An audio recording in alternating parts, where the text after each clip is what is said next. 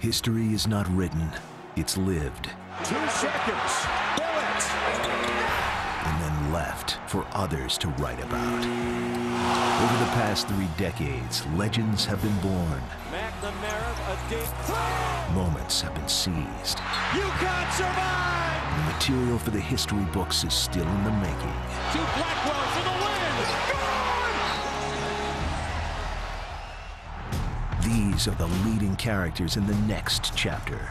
The players headlining Broadway in the world's most electric city on its most historic stage. Oh my goodness! As it has been for 30 years. It is his show at the moment. The best show in town.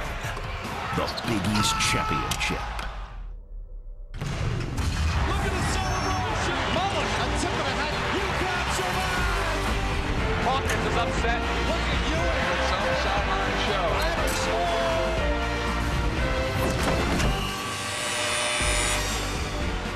And welcome back to Madison Square Garden, everybody. The continuation of Championship Week presented by Dick's Sporting Goods and ESPN's coverage of the 2009 Big East Championship.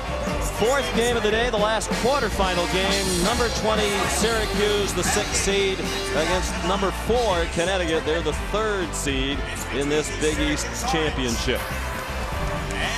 Earlier today, Louisville beat Providence. Villanova, a last-second bucket to oust Marquette. And the first upset, West Virginia beat Pittsburgh earlier tonight. They'll get the winner of this ball game between Connecticut and Syracuse. Sean McDonough, Jay Billis, Bill Raftery, welcome back to the Garden. These two teams played once in the regular season in February in Storrs, Connecticut. The Huskies won 63-49. That was the lowest point total of the year for Syracuse. They averaged 80 points per game, and Hasheem Thabeet, it was one of those games he dominated. You know, the Big East Co-Player of the Year, the Big East Defensive Player of the Year. Hasheem Thabeet had 16 rebounds in the first meeting. Also blocked 7 shots, changed countless others. And you really have to go right into his chest. If you give him space or allow him on a drive to come over from the weak side, he's going to block it or change it. Syracuse has to change their approach and be tougher with Hasheem Thabeet. And Bill, it's a Syracuse team that's hot. They've won 5 in a row after their victory here over Seton Hall last night, and they were impressive. What's their approach tonight? Well, as Jim Boeheim said, we got to do something about the beat. We got to move them around. We got to pass the ball. Find people. They were terrific in the open floor. You can beat the beat down on occasion, making great decisions. Flynn was super. They had a bunch of assists without any defense, but giving it up beautifully. That's going to have to prevail, and also move Arinzi outside to do some damage with the beat away from the rim. Syracuse had a championship record 30 assists last night in the win over the Hall. They beat the Pirates 89-74. Here's our Star Watch presented by IBM. And for Syracuse, Johnny Flynn had 19 points, 11 assists against Seton Hall. He is the motor behind this Syracuse team. And of course, the motor for Connecticut, Price. They need big numbers for him, bigger than the 13. He can be very tough in the high ball screen and getting to the rim. Both are finalists for the Cousy Award, the best point guard in the country among the 17 finalists. Syracuse 24-8, 11-7 in conference. Johnny Flynn and Eric Devendorf, the backcourt. Up front, the powerful duo of Rick Jackson and Arinzi Onuaku, and Paul Harris is pretty powerful as well at 6'4" and a very solid 230 pounds. Connecticut is 27-3, 15-3 in conference, the 6th time they've won 15 or more in a Big East regular season. The freshman Kemba Walker in for Jerome Dyson out with an injury, and A.J. Price in the backcourt. And up front, the co-Big East Player of the Year in the conference, Hasheem Thabeet, shared that honor with DeJuan Blair of Pittsburgh. Stanley Robinson and Jeff Adrian are the forwards. Adrian's their leading scorer for the year at just under 14 points per game. It's a balanced Connecticut scoring attack. Connecticut has lost 3 straight at the Big East tournament, and they've played Syracuse in 3 of the last 4 Big East tournaments. And what a matchup between these two coaches, Jim Boeheim and Jim Calhoun, familiar with each other. They've combined for 1,595 career wins, 3 national titles, 79 NCAA tournament wins, 54 20-win seasons. They're the 2 winningest coaches in Big East history. They've won a combined 18 Big East regular season titles and 11 Big East tournament championships. Both are in the Hall of Fame. Other than that, neither one of them's done much. Yeah. What a waste of careers. Maybe they'll step up in the tournament here. Syracuse in the orange, Hasheem Thabeet, and Connecticut in the white. Jeff Adrian, third-team All-Conference. A.J. Price was a second-team All-Conference player. And, of course, they're without Jerome Dyson. He was injured, suffered a knee injury in that regular season meeting against Syracuse. The Huskies are 4-2 since he went down. They were 23-1 when they had Dyson, and Thabeet, as you might expect, won the tip. Hey, Sean, he's killing me. And Jay, 2-3 zone with some prisoners. Syracuse in those Digger Phelps orange highlighter uniforms tonight. Try to get the ball into the middle of the zone or on the baseline, play inside out. Now this kid's tough. I mean, he gets going, gets that open look. He can convert those, but rebounding the key. And Adrian got an offensive rebound. Jim Boeheim said, we have to rebound. They haven't done it so far. Walker to Thabeet, who tried to tip it, and it looked like he might catch it and flush it, but went for the tip instead and missed it. Good poise. They're going to do a lot of ball screens. Owaku, and it is blocked by Robinson coming over to help Thabeet, but that's the approach Jim Boeheim wants. So we didn't approach attacking Thabeet the right way. And the big thing, too, is that you've got to create a passing lane, too, if they get help from the other side, like Robinson. Anytime you play against a shot blocker, especially against Thabeet, you have to take away space. Space is what he uses to block shots. Paul Harris, the bucket, a big roar went up there. A lot of Syracuse fans here. Syracuse about a 5-hour drive from the city. They have a lot of alumni in this New York City area. Thabeet wound up on the floor and then turned it over. Syracuse runs, and Price let Flynn lay it in. What a good give at half court. You give a guy a chance to go strong to the rim on a great angle. And Bill, that's where Thabeet's got to get so much stronger. Well, he doesn't have a strong base. He caught the ball in the post. He should be able to hang on to it and kick it back out to play inside-out basketball. That's where he's strong, and he got the neck. Adrian, great look. A simple little high-low. Get the ball to the high post and look immediately down for the dump down. Rick Jackson the foul for the third game in a row. Jim Boeheim has given Jackson the hook less than 3 minutes into the game. They've won the last two, so he might keep doing it. Well, he didn't rotate. You got to rotate back, have a sense of urgency. He's a little more outspoken than he was in the locker room, wasn't he? Yeah, he very subdued. Very subdued. Thabeet misses the free throw, and it comes down to Devendorf, and then knocked out of bounds by Walker. Jackson was replaced by Christoph Ongenot, and Boeheim apparently wasn't happy to bark sideways into his ear. He wants to get right in Jackson's face. You didn't turn that term paper in the right time. Nice inside screen. Owaku timing his move. Got a good shot but missed it. Harris kept it alive. Harris in the lane a long time. Flips it out for Devendorf. Harris, boy, that was a struggle, but in the end they scored. Great decision by Devendorf, though. Poise, patience. Adrian from the free throw line, the senior from Brookline, Massachusetts. Over 1,500 points, over 1,000 rebounds. Just the 5th Connecticut player ever with 15 and 1,500 points and 1,000 rebounds. Tough shot. Ooh. They got to do a better job, Syracuse, covering that foul line. They had to dump down in the jumper. These ball screens set by Owaku a little bit more difficult. Well, they've been a little bit easier to deal with because he doesn't pick and pop. Walker fouled by Devendorf after Flynn's miss led to a break opportunity for the Huskies. Now watch Owaku here going right into Thabeet. Now Thabeet's got to put that arm bar out there because he's letting him get into his body. I mean, he just backed him right underneath the basket. Should have scored there, just missed it.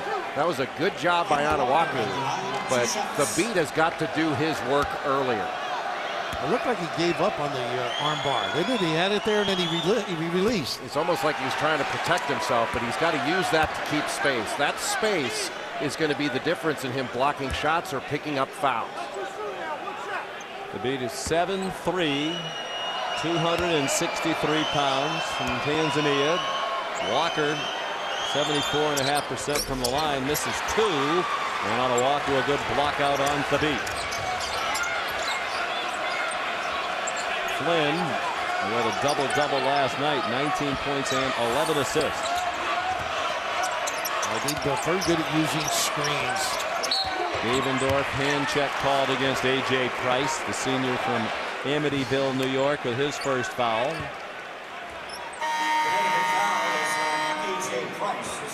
Connecticut, the last team to begin play in this year's Big East Championship for Jim Calhoun. He's won 6 Big East championships.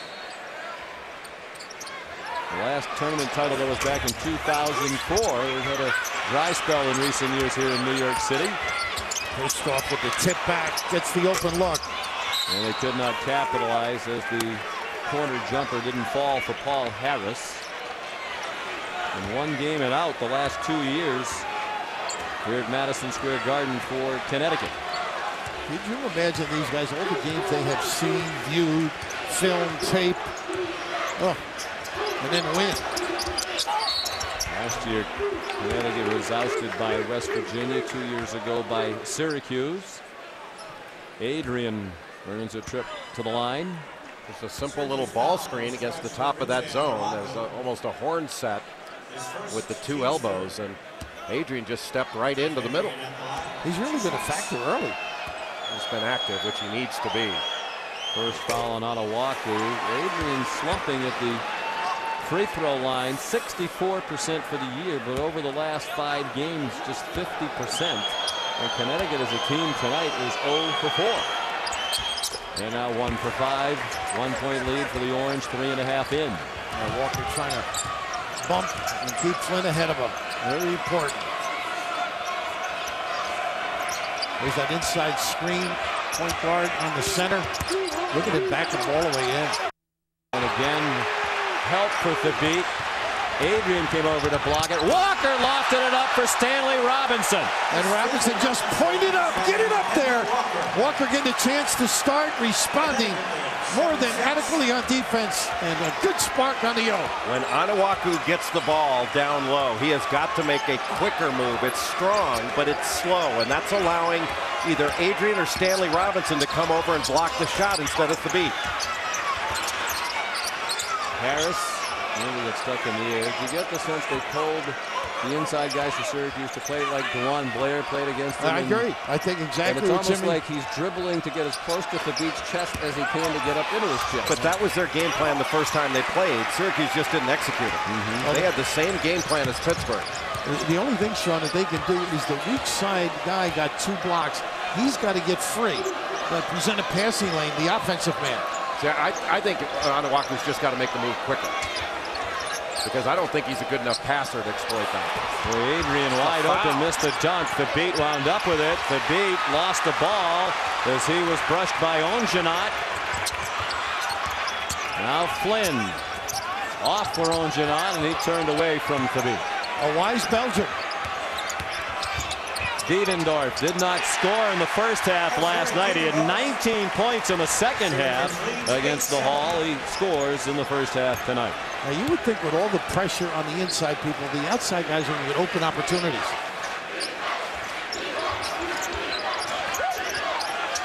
Thabit one-on-one on Onawaku. Robinson cut in from the corner and was fouled.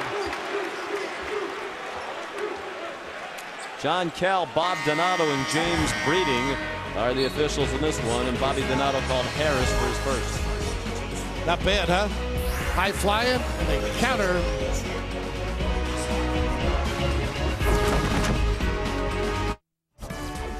ESPN's exclusive presentation of college basketball is presented by Dick's Sporting Goods. Every season starts at Dick's.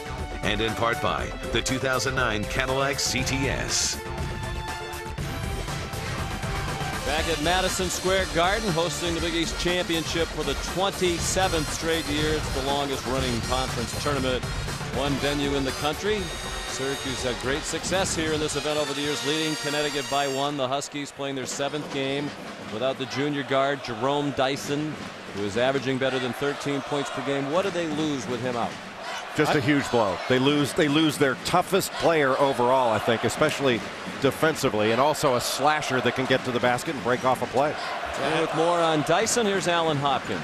Thanks, Sean. Well, it was a month ago yesterday that Jerome Dyson hurt his knee that resulted into his season-ending knee surgery. I talked to Jerome earlier today when the team got to the arena. He said the knee is doing better than he expected. He expects to be back sometime right around the fall time. But the one thing he did say is that he felt like he let his teammates down, but they did a good job of picking up.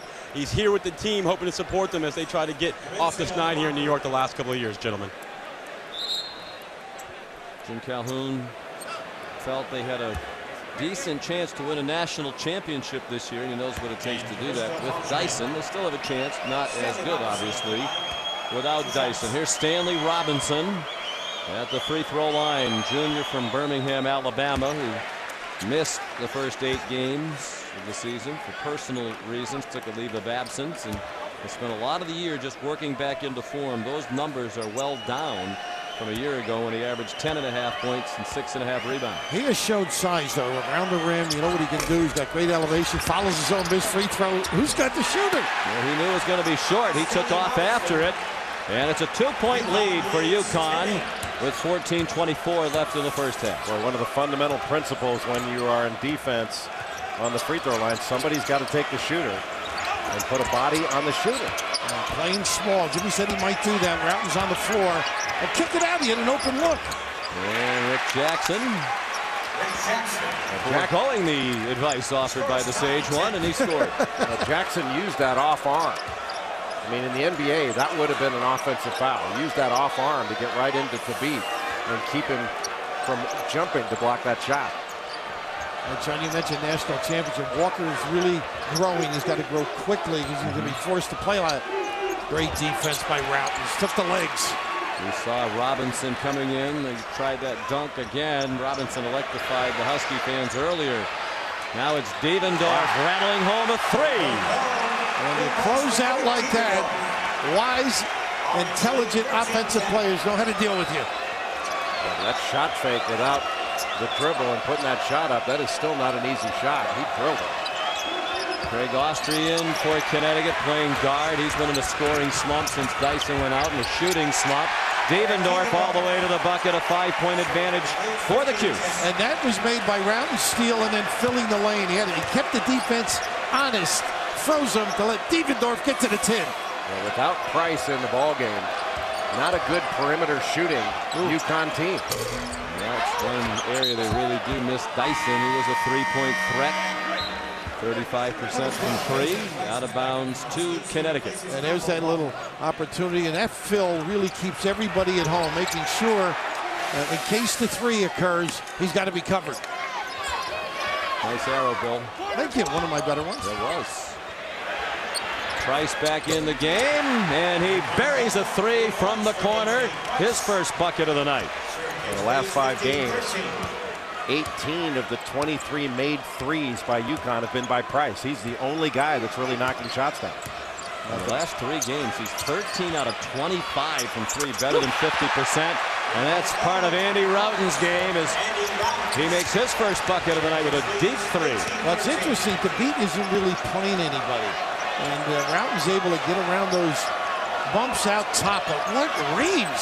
Well, Thabit is just standing against this zone. Doesn't really move around against it. He just stands on that low block. They were covering this a little bit better with raking of the post.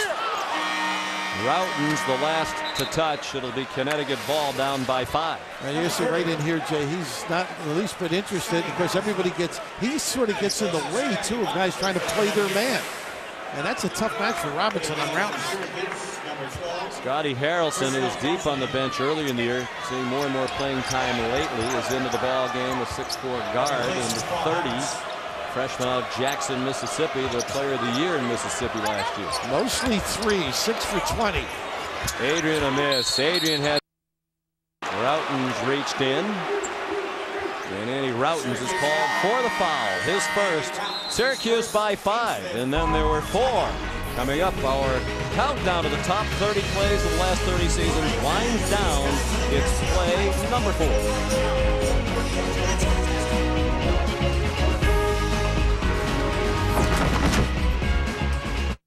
Buffalo Wild Wings presents the top 30 plays of the last 30 years. Number 4, Edney goes the distance.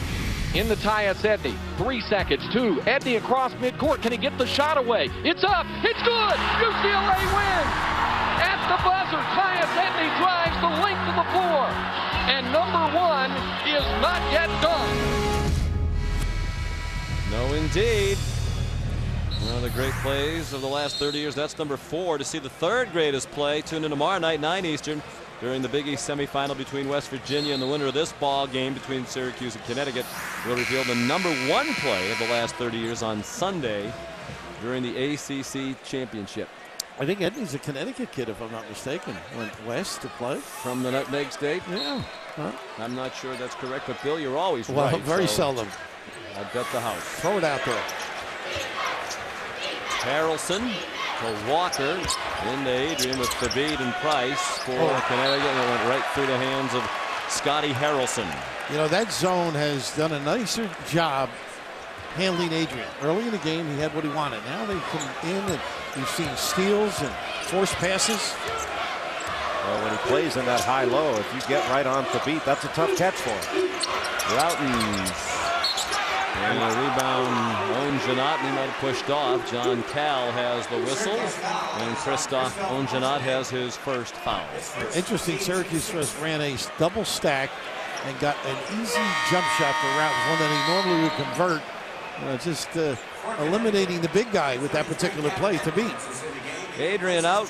Saw Gavin Edwards trot in, 6'9" junior out of Gilbert, Arizona, whose dad Earl Edwards played in the NFL for 11 years. I think that UConn has to start dribble penetrating the gaps of this zone. You can't just pass it around the perimeter. And this is the guy to do it, Jay. Price. That's what they need. Give him a little screen, do some damage. Zone makes you stand still, though. Active hands, lengthy. Quick ball movement, 5 to shoot. Walker challenged by Routens. The beat just plucked it out of midair. Pretty. Price to Edwards for the easy 2. Nice pass out by Thabit, and then the dribble penetration by A.J. Price. That was well done. And the rebounding concerns that Jim Boeheim had being realized. His team has been outboarded by 5 so far. Devendorf trying into the lane. It bounced out. Last touch by Edwards. The beat grabs the offensive rebound. He doesn't have an angle to put it back up again, so intelligently he looks back out, perhaps for an open 3, but for the drive, Jackson helps up, and an easy basket for UConn. Nice tip, Edwards. Edwards is pretty active defensively. He does a good job whenever he points their press full court. Does a really good job. He had a memorable performance in their big win over Gonzaga. Double-double, 14 points, 12 rebounds. The guy who averages under 4 points per game. Routens missed a 3 on the move, and Edwards rips away the rebound. Good solid minutes by Gavin.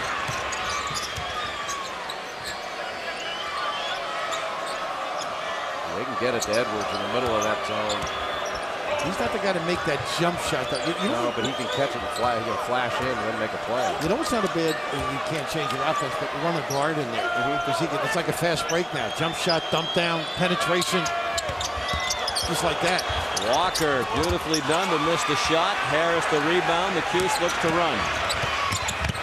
Flynn dumped it off, and Jackson was fouled on the way up. More than midway through the first half, Syracuse leading by 3. The winner of this game will play West Virginia, which upset Pittsburgh earlier tonight. This afternoon it was Louisville, likely ending Providence's dreams of an NCAA tournament bid, and Villanova on a last-second shot by Dwayne Anderson beat Marquette after the Golden Eagles had rallied from 17 down to take a late lead. You know, when you watch guys play as coaches, Jim Boeheim pushing the ball down the floor. Thabit ends up involved in that play late because they ran and tried to keep him out of the coverage. And the free throw woes continue for Syracuse.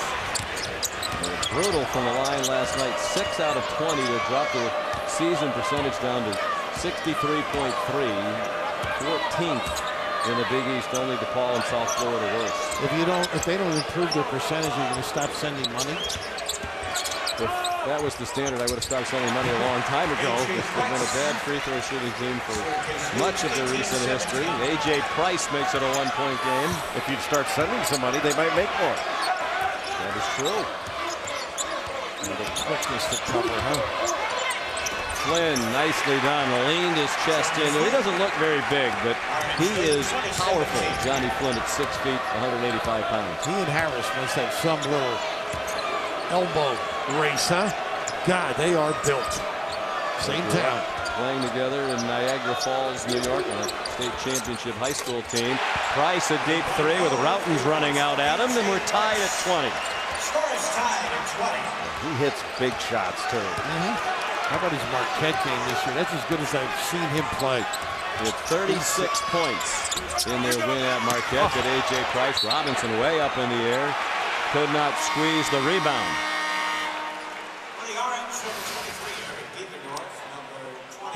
Well, not too bad, huh? A little used to the bounce, and here's Flynn, Jay. This kid, the strength, the kiss as well. And a little stop and go move, and you let him bounce into that shot. And it's pretty to watch. You've got to make him put it on the deck. You can't let him get rhythm into a shot. And looking at a 36-point game for Price. They go inside to Onawaku. Only 4 other Huskies have ever scored 35 points or more in a Big East game. Harris the bucket, and you had to go back 10 years to the last one. Richard Hamilton, Ray Allen, Donyell Marshall, and Chris Smith are the others. So that is great company in which A.J. Price resides. That last trip, Onawaku, very patient, kicked it out. They got to go. Look at the hands there. They're all over it. Wow. Away the shove of Adrian, and Robinson missed the dunk, and a long rebound gives Syracuse a 4-on-3 break. Devendorf had it rejected by Edwards. That'll lead to some acrobatics from Robinson. Oh, Birmingham, high flyer. Shot blocking. And while they admired the dunk, they were a little slow to recognize Harris in the corner. He went strong to the goal and got fouled. Well, there's a lot of neighborhoods in New York, but this is Mr. Robinson's in the open floor. Once you do this one, Jay, send it in.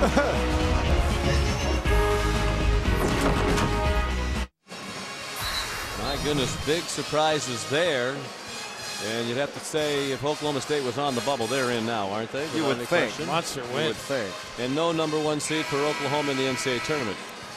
That would be my guess. No, well, depends on what. I think it depends on what happens with Louisville and Michigan State. But a lot of people thought they weren't a #1 coming into the weekend, so how could they really move up to that if, in fact, they weren't a #1 going into the weekend when they get ousted like that? Yeah, well, that assumes everybody that was saying that is right. But I agree with you. I don't think they will get it. But as we all know, it only matters what you say. Exactly. Else. Bubble Boy. Thank you for. Hey, Jay. Thank you for saying Jay, that. I think I know the answer to this, but what's the most points you've scored consecutively in your career? I mean, did you ever get like Singletary at 29 in a row last night? What was your? Heck no. By the way, I had a text message from a Hall of Fame coach in women's basketball. He said there was no way you would have been the Ivy League Player of the Year, as you claimed, because you couldn't score in any league. It was Gino Auriemma. It supports my theory. And he is absolutely wrong. Congratulations to Gino. You talk about the best team in the country. He has the best team in the country. The UConn women dominating women's basketball, undefeated as they head toward the NCAA tournament. You know, I misspoke when I said I would have been Ivy League Player of the Year. I shouldn't have said that. I would have been 2-time Ivy League Player of the Year. And right now, Robinson stepping up, playing much better basketball. Thank you for changing the subject, Bill. I didn't want him to die on the vine. 7 minutes to go in the half, a tie game. These two usually play terrific ball games. James Breeding says that ball was last touched by UConn. And you're always looking for somebody to step up as you get toward the end. Picture perfect release. He's a medium range guy, not a three-point shooter. Well, and he's been more productive over his last few games. His last 3, he's averaging just under 10 points, just under 10 rebounds. And there's your theory, Jay. No homework done by Khabib. Let him duck in, and then the little jump hook with the wide shoulders. No, he doesn't do his work early. He just stands behind, and he allows himself to get pushed around. and he needs to do his work earlier. He's never going to. He finally got his first bucket in there against the beat.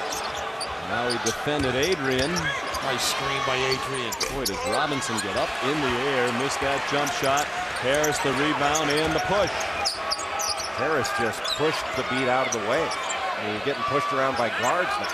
Now, this is a tough match now. If he can make that jump shot, Robinson's in trouble. Boeheim wanted a foul on the shot. He doesn't get it. Routen's tried to surprise Stanley Robinson. 6 minutes to go in the half. Syracuse by 2. And look how they stretch this zone, guys. I mean, they really come out on you. I think it's much more aggressive than I recall the last couple of years. Well, and also the big guys for UConn are just standing. This is not his game right here. Price. And he was fouled by Routen. He didn't like the call and barked at Bob Donato. And that'll be a 3-shot opportunity. It's the second personal on Andy Rout. And Price is good with his legs, too. I mean, smart, you know? See the leg go out there?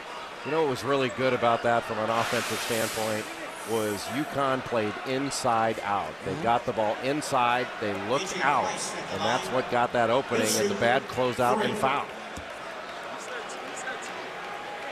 So it's A.J. Price at the line. Not far from here on the island, Amityville, New York, where he played on a couple of state championship teams in high school. The original Amityville Horror, Shelton Jones at St. John's a few years ago.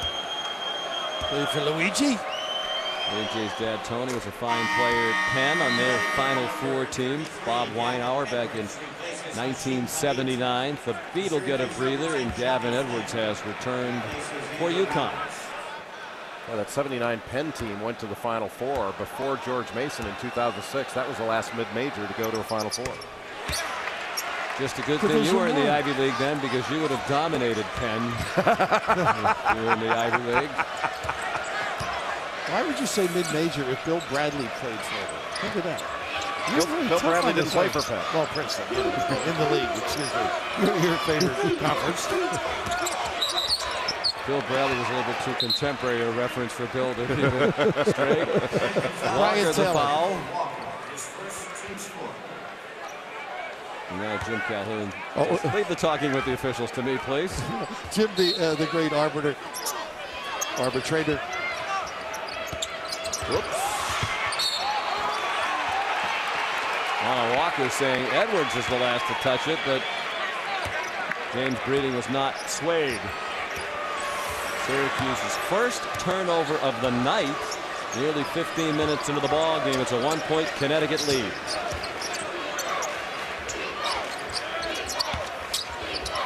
Adrian lobbed it up. Couldn't tell really if it was for Robinson or Edwards, but it's a turnover, the 6th for the Huskies. Had too many people in the same area.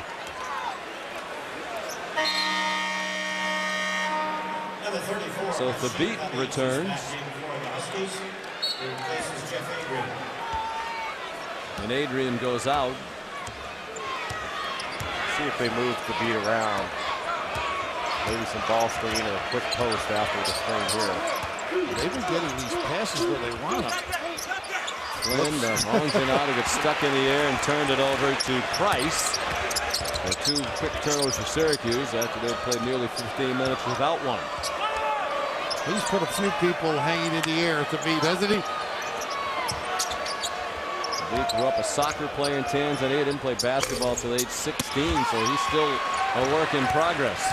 Look at the speed and pull up. Wow. Flynn to the wide open Davendorf.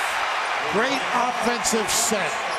And it all started with a rebound and a push. So 19 points in the second half yesterday for Davendorf, followed up by a 10-point first half tonight against the Huskies. A.J. Price has room. And his 3 rattled out. Edwards right there. Boy, this kid has really played well. Playing a little bigger now with Robinson as a small forward.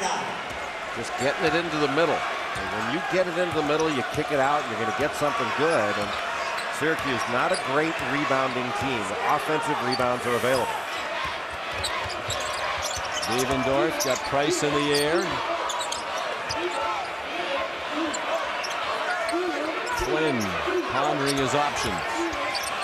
Off to Ongenat, who went at the Beat. Jim Boeheim wanted a foul. He won't get it. 2-on-1 break. It's Robinson heading to the rim again. Woo! He jammed that. It was rolling down his arm. He still got control. Shot blocking. Igniting fast break opportunities. And the ensuing timeout. Jim Boeheim thought this was a foul.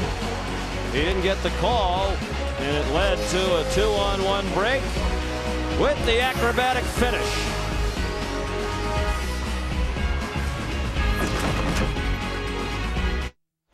The action picking up here. 3:26 to go till the half. Connecticut with a 2-point lead over Syracuse. The Huskies ranked number 4 in the country this week. They've been in the top 5 all year long. Devendorf's shot was deflected by Edwards. A nice response defensively.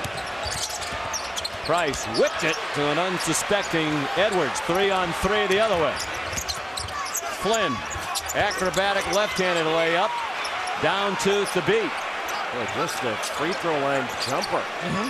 Pull up, huh? Take it in there. You're 6 feet tall. You're challenging a 7'3" guy, even though he didn't go for the blocked shot. Flynn changed his shot, worried about it, and wound up missing a bunny where he could have had a short little 10, 12-foot jumper. And right now, the little offense will be the only 2 guys deep, I think, Austrie and Price. Price open for 3. 2 Syracuse players there, and Ojanot has the rebound. Flynn trying to speed the beat, could get in the way. And Johnny Flynn will shoot 2 after the media timeout. Foul on Edwards, his second. 2:27 to go in the half. A 2-point lead for Connecticut. Ladies and gentlemen, it's now time for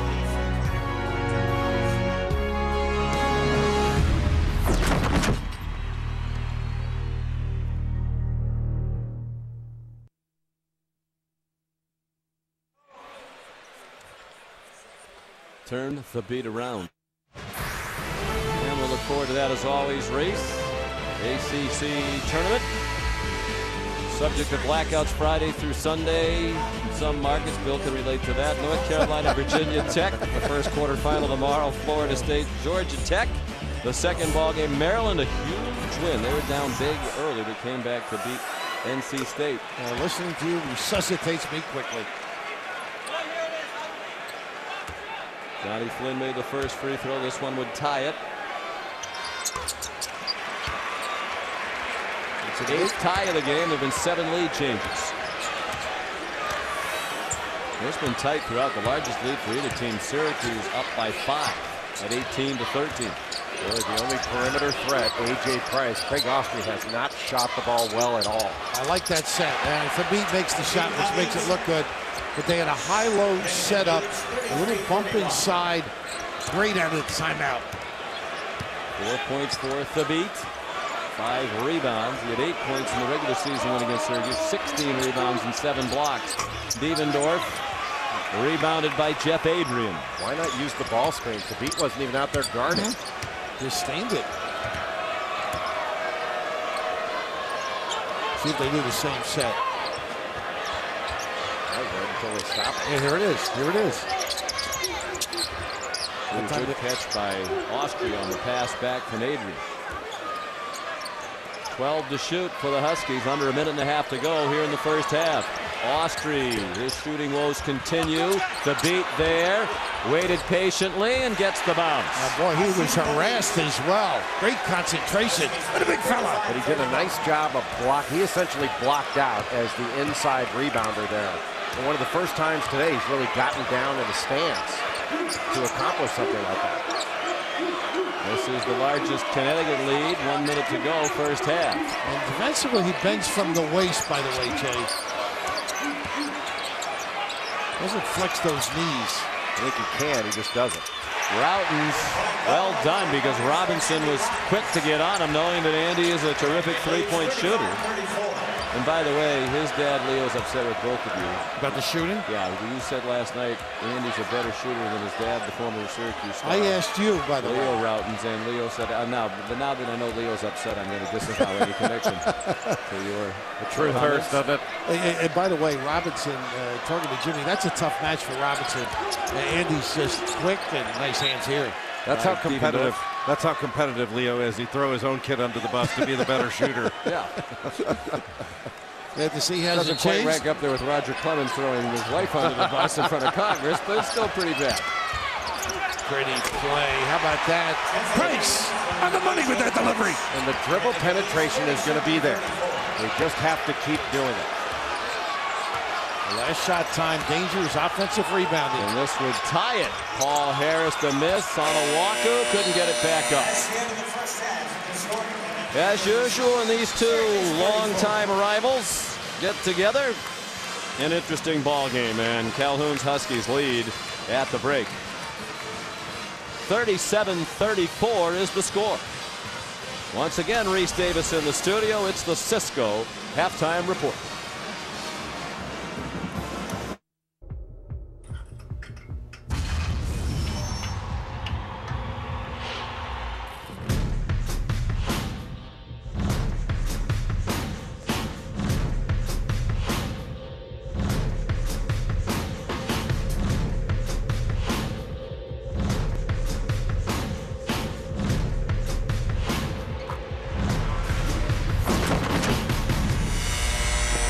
And welcome back to New York City. Championship week presented by Dick's Sporting Goods and ESPN's coverage of the 2009 Big East Championship quarterfinal game of the day. Connecticut with a 3-point lead over Syracuse as the second half is about to begin here at the world's most famous arena.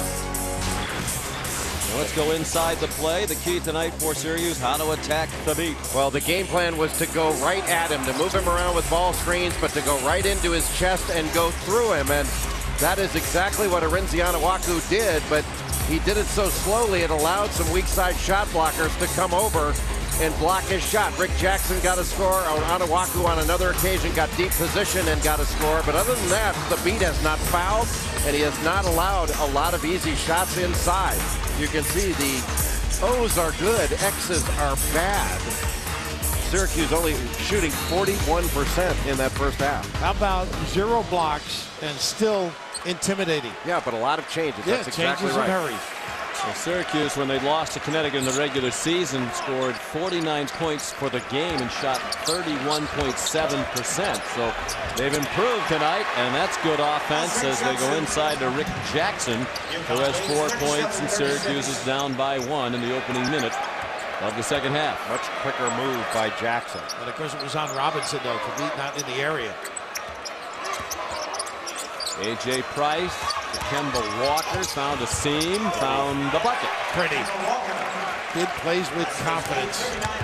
His first bucket, freshman from the Bronx out of Rice High School, where he was an All-American last year, McDonald's All-American. Price ahead of the pack. Oh, no, why would you foul? However, Adrian set it up with just a paw in there for deflection.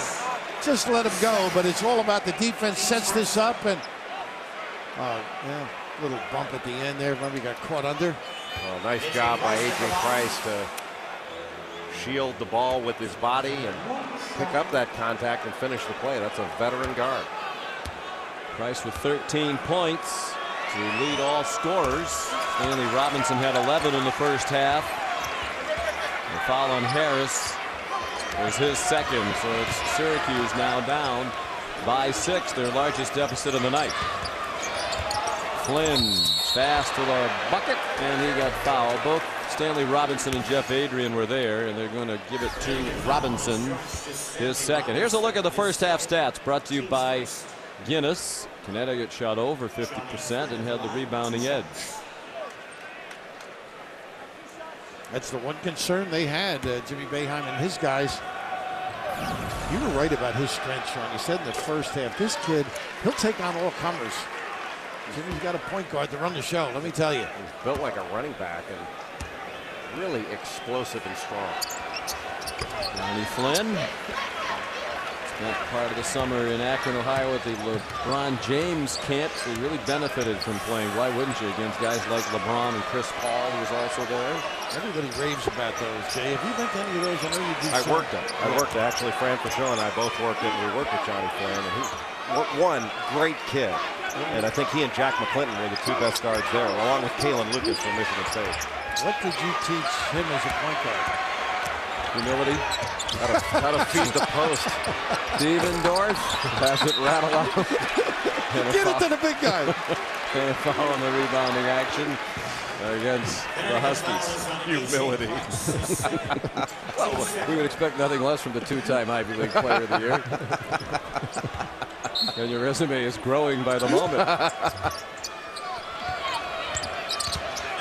Pretty. Devendorf off to Arinze Anawaku. Keep the big guy moving.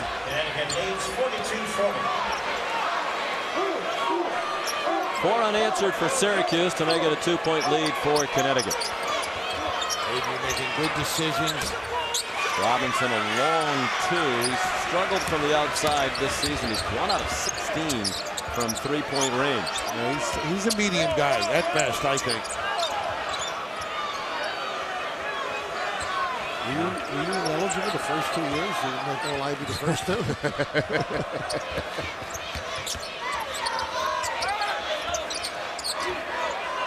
Whoa, that was massive. That. Well, Flynn thought that Anawaku was going to elevate for it, but he wasn't ready to do that. Anawaku's playing on bad knees. Price. Robinson was ready to elevate. Well, that's just confidence in the cutter and talent by the point guard. 13 for Stanley. His season high is 19 in their win at Marquette. He had 10 rebounds in that game, his best performance of the year. Jackson, last touch by UConn. Jackson thought he was fouled. Robinson, a guy we know can elevate. He's got that ability. Ooh. How about that? You like my line there, Sonny boy? I do. Well, look at this. The beat being lifted sort of set that up. You had to be honest defensively, but Robinson, the elevator man. He's not Rick Cobb, but he finds some floors. Considering you don't have a computer or email, it's technologically very impressive tonight. You work on the newfangled telescope. I finally got a circle. Took me 4 days of practice.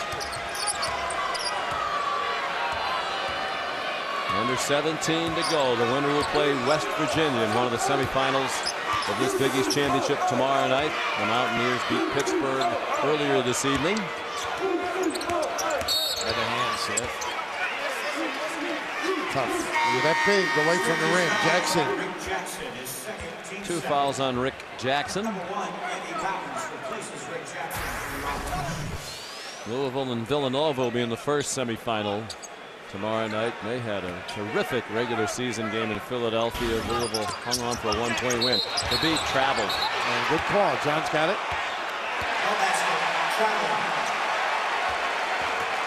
Okay, both guys have been understated, don't you think, on the sidelines? I thought Jim Calhoun was very understated Saturday as well in that big game at Pittsburgh. Yeah, I think so too. Very rarely demonstrative on the sideline in that game. Flynn. What's pretty long. Anawaku, perhaps conscious of the beat coming over. Short-armed it up there, missed it, and then committed a foul. A really good pass by Johnny Flynn, but you're right, Sean. There's no question that the beat's presence caused that miss. I mean, you got to think, you know, we talked about you playing with Sampson and others. Sampson an Ivy Leaguer too. You know, he couldn't have made all Ivy, but you got it in the back of your head when you're shooting the ball, I would think, right? You got it in the front of your head. You also had the ball imprint on the front of your head. Whoa. Flynn flattened by Price. He almost got the spin dribble, though. He's pretty good.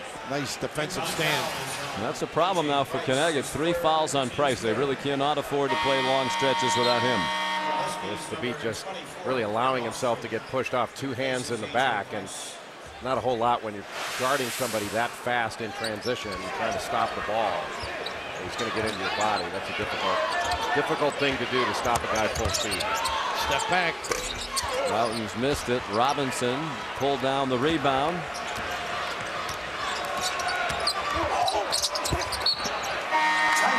Out of bounds to Syracuse. Reese, thank you. Here at Madison Square Garden, Jim Boeheim and the Syracuse Orange trailing by 4. Under 16 minutes to go. They're familiar with Connecticut in this championship. Well, meeting And Syracuse has won 4 of the last 5. They played in 3 of the last 4 years here in the Big East Championship. Andy Routen's 3 popped out.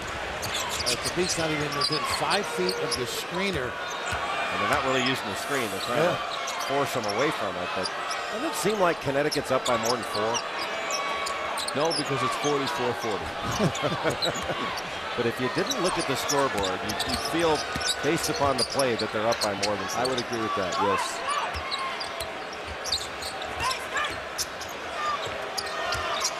In trouble right here. That's such a great look by Robinson. He steps again. Yep. Robinson's had a terrific game. It would really help their cause in the NCAA tournament if he can continue to play like this to Coach Calhoun. The great intimidator was influenced. 15 minutes to go. Let's check in with Alan Hopkins. Thanks, Sean. Well, Stanley Robinson, they nickname him Sticks. He's got unbelievable ups, but this year he went through a little personal adversity, took a leave of absence from the team, and he didn't just go home and sulk. He went and worked at a steel mill in the Yukon area, and he really did a good job of rehabbing his personality. According to the Yukon staff, came back a completely different person and player, and I think Yukon is better for it, gentlemen. Certainly they are tonight. It's UConn on the break. Walker had it slapped away. Good hands by Johnny Flynn. Syracuse 4-on-2 the other way. No one wants to go at the beat. And finally Onawaku did. Jim Calhoun wanted a traveling call, and instead it's going to be a foul on Hashim Thabit. His first. Connecticut fouls less often than any team in the country. Only 12 fouls per game. The average for Connecticut as a team this year. Those pictures tell you the influence of the beat. You're right. I mean, nobody wanted to go up. Why not? The sacrificial lamb, the last guy to go to the rim. Onawaku, one of the worst free throw shooters in the country. Tossed up a rock on the first one. He's 29.6%. And Sean, the big thing is you got to be ready. Both teams knowing he's ineffective, and a nice slap back here by Syracuse. They're used to it. Roughton had it slip out of his hand as he went to make a move. Also have to be ready because you get your nose broken. Austin nearly walked, threw it inside to Thabit. Rebound, Roughton's in among the tall trees. He's got so much better rebounding, playing small. Really become a complete player. Flynn.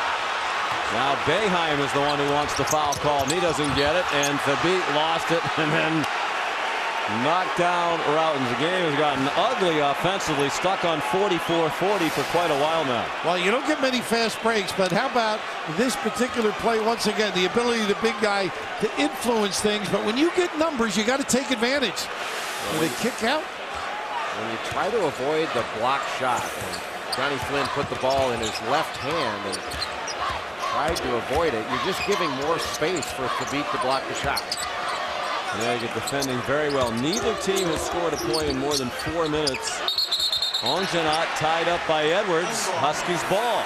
But the defense on the perimeter has been very good.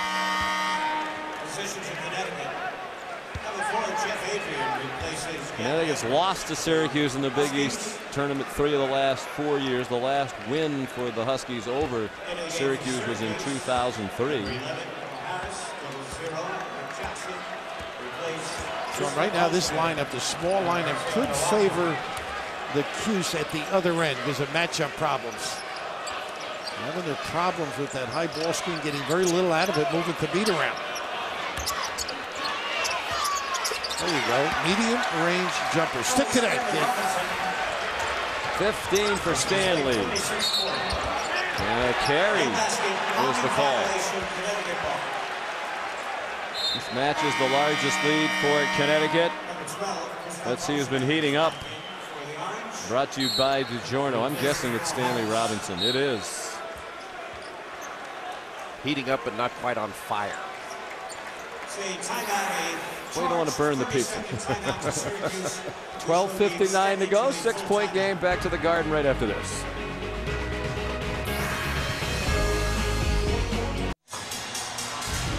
Welcome back to the 30th Big East Championship for the 27th year in a row. Played inside Madison Square Garden, where Connecticut has its largest lead of the night, 6 points with 13 minutes to go, thanks in large part to Stanley Robinson. Well, Stanley Robinson is a big-time athlete, and he has been very active. When he first got back this season, he deferred a little bit, deferred to his teammates, but he's really starting to step on some toes, and he's been stepping on some Syracuse toes in this ballgame. 15 points. Live body, live legs. And again, just rounding into more of an offensive threat. And even without him at his best this season, Connecticut won 15 games in Big East, playing 15-3. It's their 6th league season of 15 wins or more. No other team has won 15 games in a Big East season more than once, and Connecticut's done it 6 times. Unbelievable job. Look at Connecticut. Jim Calhoun just a legend.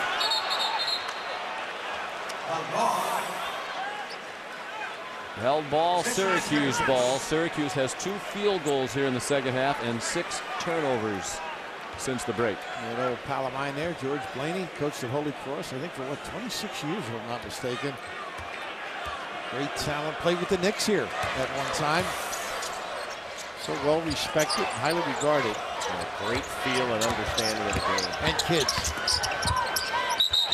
The ball was out of bounds on the pass. It was kicked. Oh, okay. One thing that I think UConn has to do is do a better job of feeding the post. They've got such good big guys. I think they can get the ball inside more often and more effectively if they did a better job of feeding the post. Ooh, high dribble. Just a high dribble. That was the gesture by John Cal. And finally, Syracuse has a bucket. 10 points for Flynn. I think they've got to do some things with bumps on the box. They're not getting much out of the high ball screen. Do things around the rim that will not have to be the factor there. Syracuse went 6 minutes, 10 seconds between points. Routens the steal off to Flynn. Bounced to the bucket and missed it. Onjanot off to Jackson. And it is pinned by Thabig, who now holds the ball, and the officials in quickly. Doesn't look like tempers are going to flare. I love the hustle by the beat, though. He sprinted to get involved. The big fella, looming large. And if they're going to do anything this year, Sean, he's got to be a monster factor. Take him down in a big town.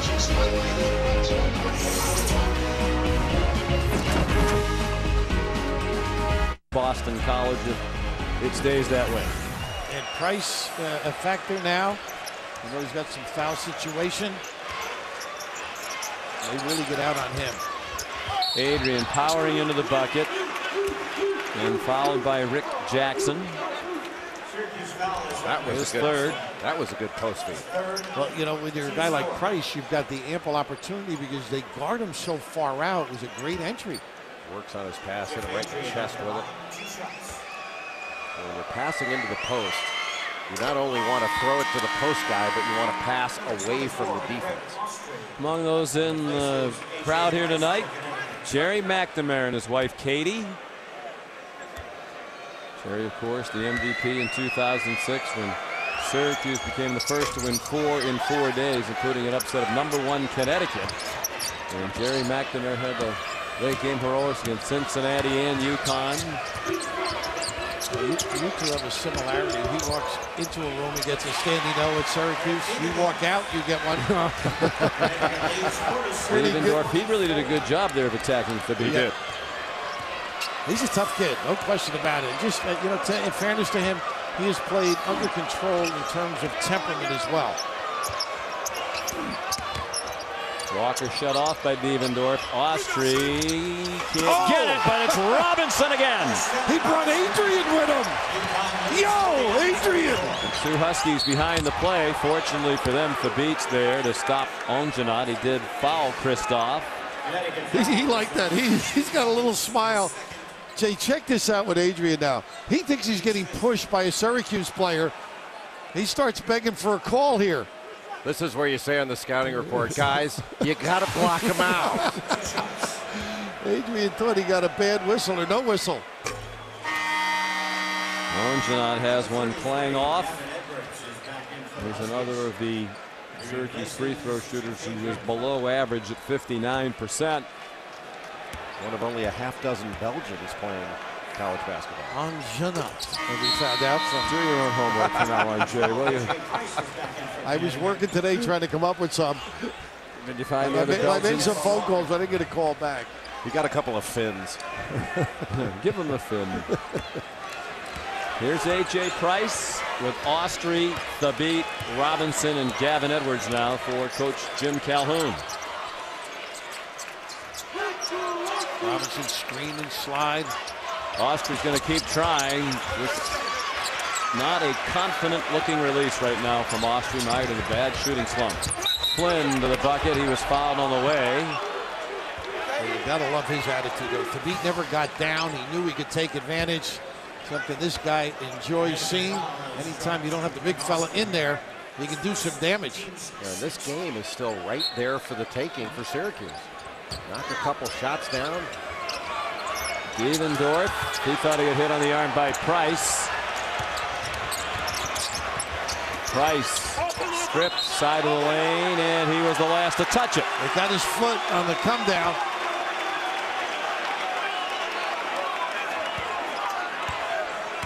You don't have to settle though, Jay. You know, Devendorf's jumper, I think they can get some good looks. Better ones for him where he can step into it without that challenge. Now here's the rubs. I think they're more effective with Thabit. A late ball screen. Now he's not even involved in this. Devendorf swatted by Thabit. He is now. 4 blocks for Thabit. 3 of them here in the second half. Well, you can bring it all. You might as well bring the lunch pail too. And Jackson just bumped Thabit out of the way. And Jay, you've been saying it's right. It feels like Syracuse should be behind by a greater margin than they are. And a foul in the middle of the lane. Jackson got called for bumping up against Thabit. Here's Jackson going right into the chest of Thabit to cut down the space that a shot blocker needs. Got him right underneath the basket and essentially went right through his chin. Got him off his feet. Easy basket. And it's seldom he leaves his feet. He doesn't have to. Yeah. He usually waits for the shooter to go up before he leaves the floor. And that's what the great shot blockers do. 4 fouls on Jackson now, so he's on the bench. It's the 15th foul against Syracuse. Connecticut's been called for 6. Turn and look. Stanley Robinson, it is his night. And within the framework of his ability too. You know, not the deep thrust, the 1 for 16.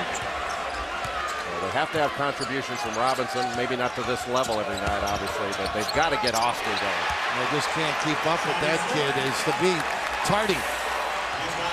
Glenn went right at Thabit and scored. It's a 2-point game. Connecticut's defended beautifully here in the second half. They led by 3 at the break. UConn 23-0 this year when leading at the half. Thabit, a good catch. And I believe he was shoved on the catch by Onjanat. A smart play, too. He was in a disarming position. But look at this now. I can't believe how quick this kid is. And you talk about big guys searching the body. He went right for the numbers of 34. Well, Thabit's got to get up there and help out a little better on that ball screen. Robinson. Nice defense. Great effort by Walker. Devendorf ran it down. 2 to tie and 3 for the lead for Syracuse now with under 9 minutes to go.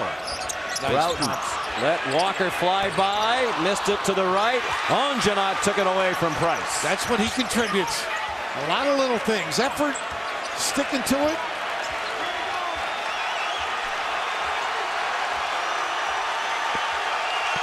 Here comes the ball screen again. Devendorf handed it off. And then Onjanat gave it to Routens. Onjanat to the bucket! And it fell off as he was bidding to tie it, perhaps get a free throw that would have put Syracuse ahead. And Thabit stretching those legs. How about this catch right off his shin? He's still able to pick it up. That was impressive by Onjanat. And undeterred, too, getting to the rim. And just a great defensive play at the beginning of that little sequence. 2 shots for Onjanat. Syracuse now 8 out of 13 from the line. You know you were bad last night when 8 out of 13 is a major improvement. 6 for 20 against Seton Hall last night. Well, he looks like better than a 60% shooter, doesn't he? With those two, anyhow. Tie game, 51 apiece, 8:20 to go, and many of the people in the Garden on their feet. Syracuse already has more points than the last time these two teams played. Washington almost had a steal. The Orange had 49 points in the regular season game. Held ball, Syracuse ball. Pretty good defensive position. You get there and you stick the hands in.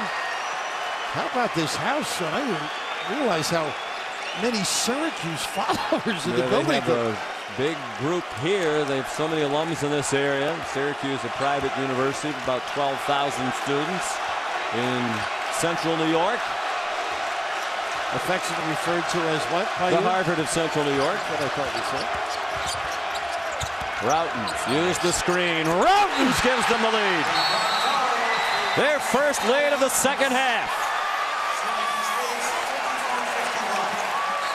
Timeout, and they may check the monitor to make sure that was a three.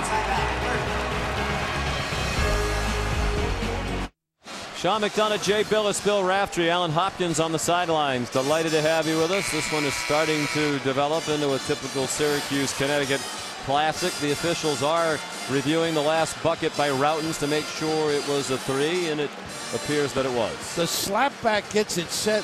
Hey, Jay, I'm so impressed how he controlled his body weight to not go sideways, which would throw the shot off. Well, great shooters know how to set their feet, but I was impressed with the initial ball screen, then the throwback off the penetration. Anawaku setting another screen for Routens, and Thabit was nowhere to be found. I mean, he was playing essentially a pick and roll. There was no roll, essentially a rescreen, and that's what got Routens open. I think Thabit's got to stay up there and give more help, even though it takes him away from the basket.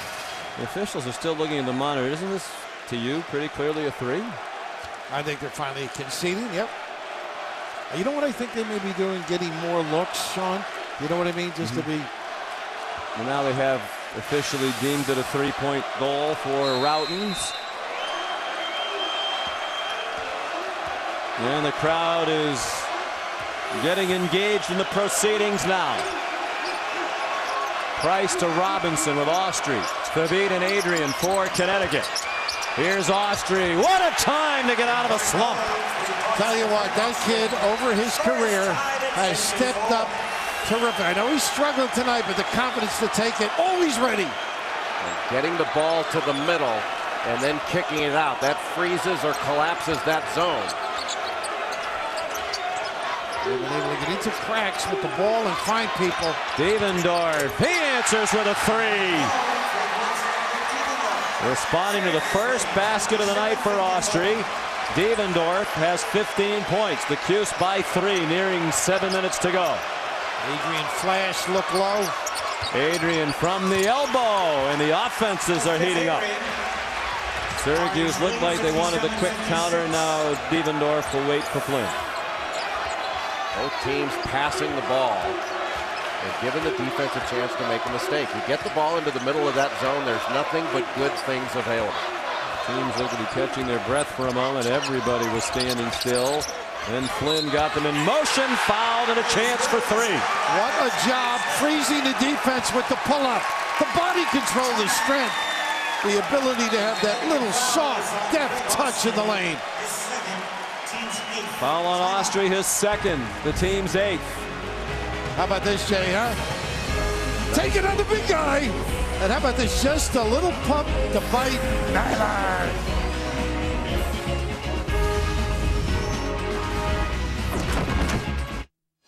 And here in New York, both teams are heating up. Syracuse has made 5 of its last 6 shots from the floor. Connecticut's made 3 straight.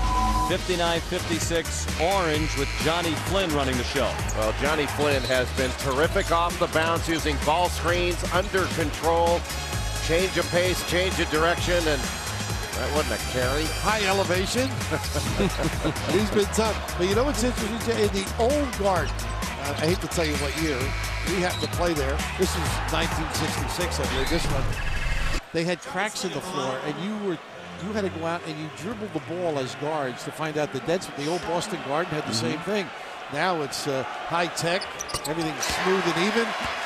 Did the laces on the ball ever get caught in those cracks? The center jumps every time he scored were terrible. 4-point lead for Syracuse. Under 6.5 minutes to go.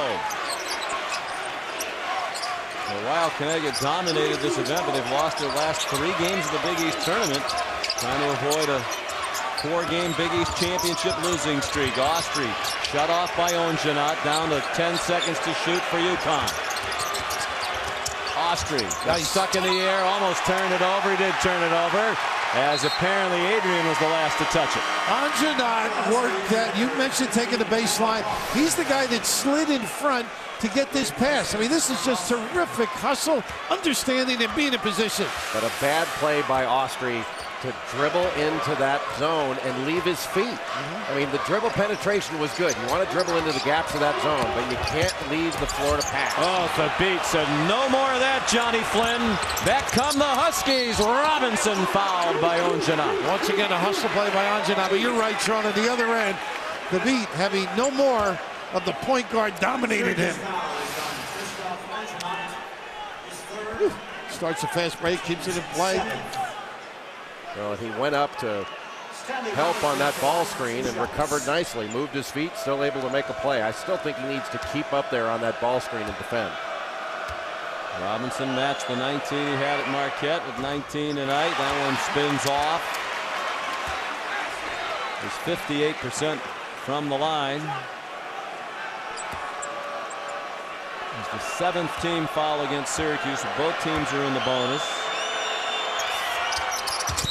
Ongenat's been called for 3 fouls now. Ongenat hits the deck. Adrian knocked him down. That'll make it a 1-and-1 at the other end. Well, Adrian, a physical kind of a player. Probably just had enough. Did you ever have that happen to you where you just had enough? Sometimes guys banging you around. Yeah, about 5 minutes ago.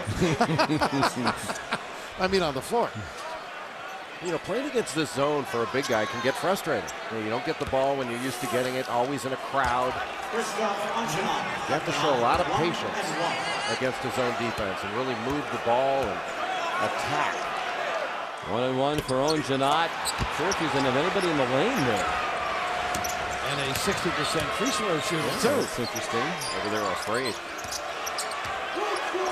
In some cases, they don't want to hurt their fingers. That's what I'm saying. We won't name names, right?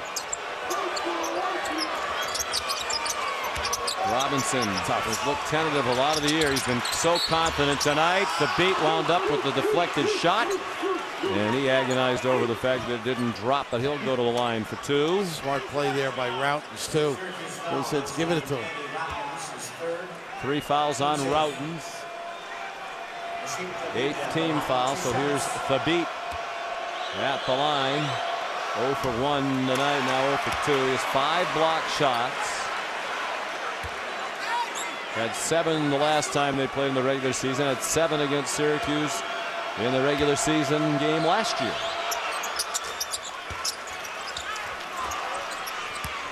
The margin 3. Syracuse the lead and the ball. 5:20 to go here at Madison Square Garden. Johnny Flynn, great speed with the ball. Kimball Walker, great speed guarding it. Almost one there, Sean. Devendorf nearly traveled. He has it back from Onowaku.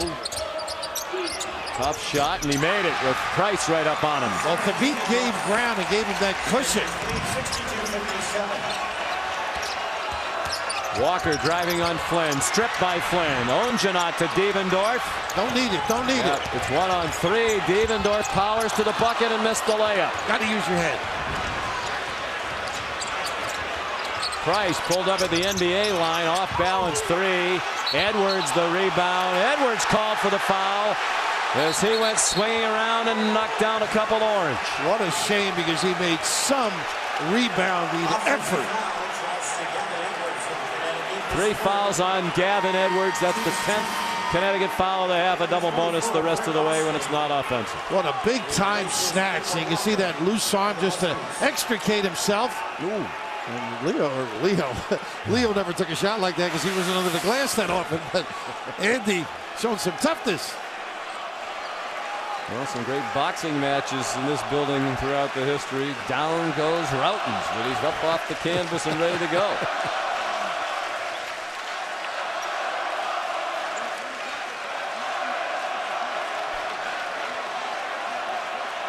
Syracuse zone in this ball game has really led to a lot of UConn turnovers. That's really been the difference in the game, is turnovers. Yep, you're right. Jim Boeheim's teams won 5 in a row. He said the question is, can we beat the really good teams? They have a chance to do that tonight. Leading by 5. They have the ball. 4.5 to go. Devendorf trying along the baseline. Turn it over. That's 2. He's got to use his head under control. He can be solid and then occasionally a little reckless. Onuaku just threw Thabit to the ground. He turned the beat around. Well, you mentioned earlier some banging that goes on in this building. Sometimes not in the boxing ring either. The 19 foul, so it'll be a 1-and-1 opportunity.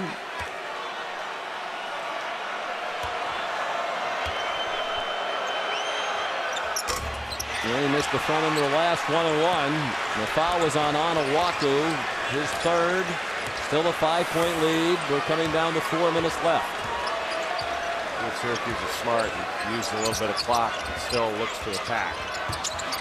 Well, they toy with that big guy up there. Flynn, he thought he was hit by Austria. It was saved, but it came back to Flynn. Off for Onuaku. Foul, counter. Sean, Anjanat is a nudge out there. He's the guy that kept that alive to start that sequence. It won't show in the box score, but what an impact. Well, the number 2 team in the nation has already lost here tonight, Pittsburgh, and number 4 is in big trouble. Syracuse has its largest lead with 3:56 to go.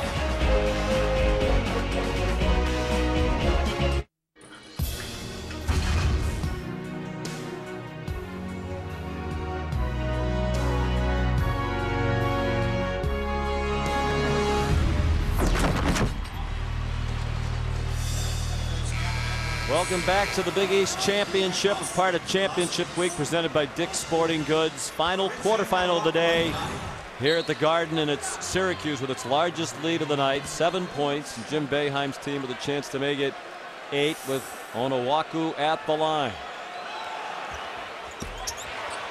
He missed, and the rebound to Thabit.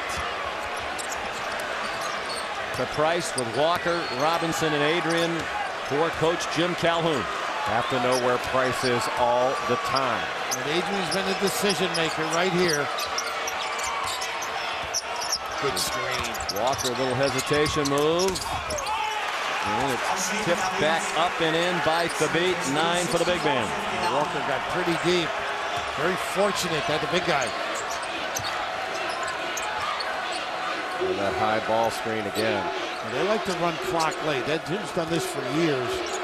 They shorten this game and come late with what you suggested, Jay. And the 3 good ball handlers and free throw shooters on the court with Flynn, Routens, and Devendorf. Flynn didn't know that Walker was behind him, and the rookie knocked it away. 3 minutes to go. Price swatted by Onjana, but it wound up with Robinson. He got his own rebound and was fouled. Boy, pretty good effort with the push of the basketball. And Robinson once again provide the lift for this team. He's been terrific. 4 fouls for Onuaku. Robinson not a great free throw shooter. For a team that has been struggling badly from the free throw line in this game. Well, they've been worse than Syracuse tonight from the line. He's at 57. And 2 shots the rest of the way for both sides, both teams in the double bonus. Do you like the strategy of taking the air out of the ball a little bit with more than 3 minutes to go? Not yet. To me, it's very touchy. You have momentum, it seemed. You're playing well. Because you got it in the right guy's hands, Flynn, and they did run the ball screen. Great rebound. I can see using some clock. With the beat. Went over Onjanat without fouling, and then Onjanat fouled Thabit.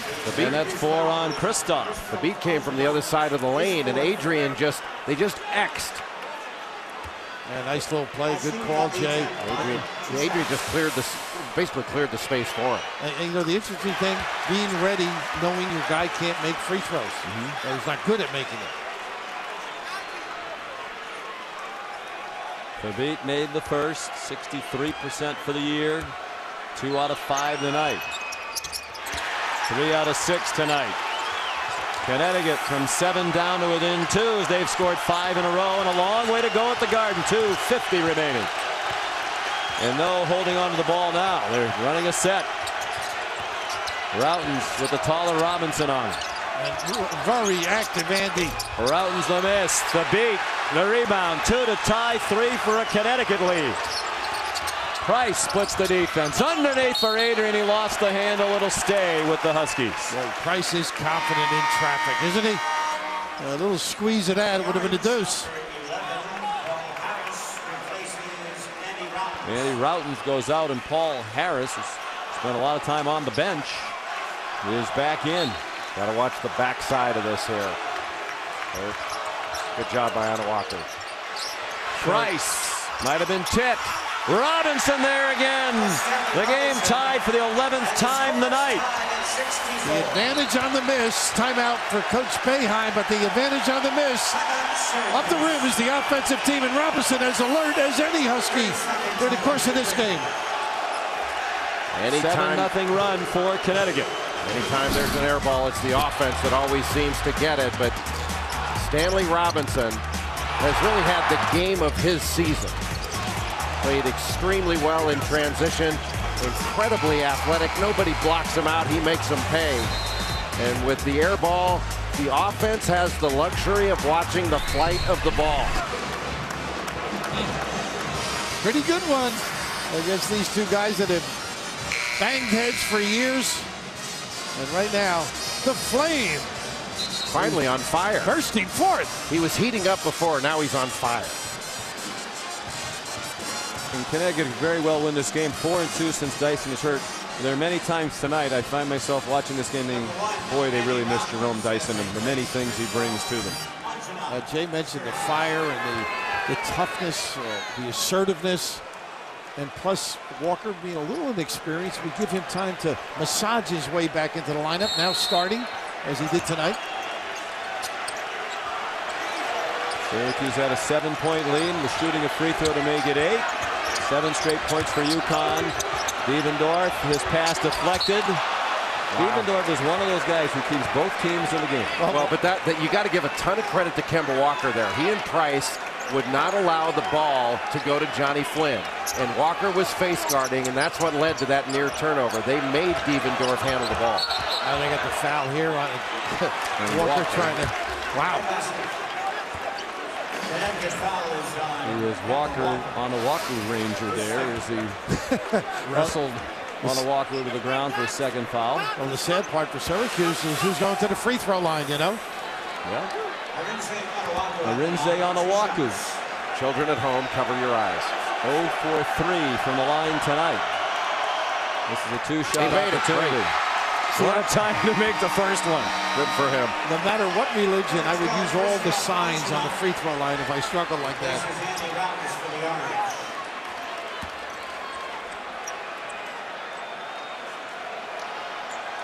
He was 1 for his last 19 from the line before that make, and then he made 2 in a row when they needed it most. Great for that kid and his psyche.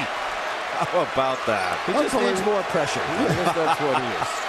Wants it to be excruciating pressure, and then he bears down. Under 2 minutes to go.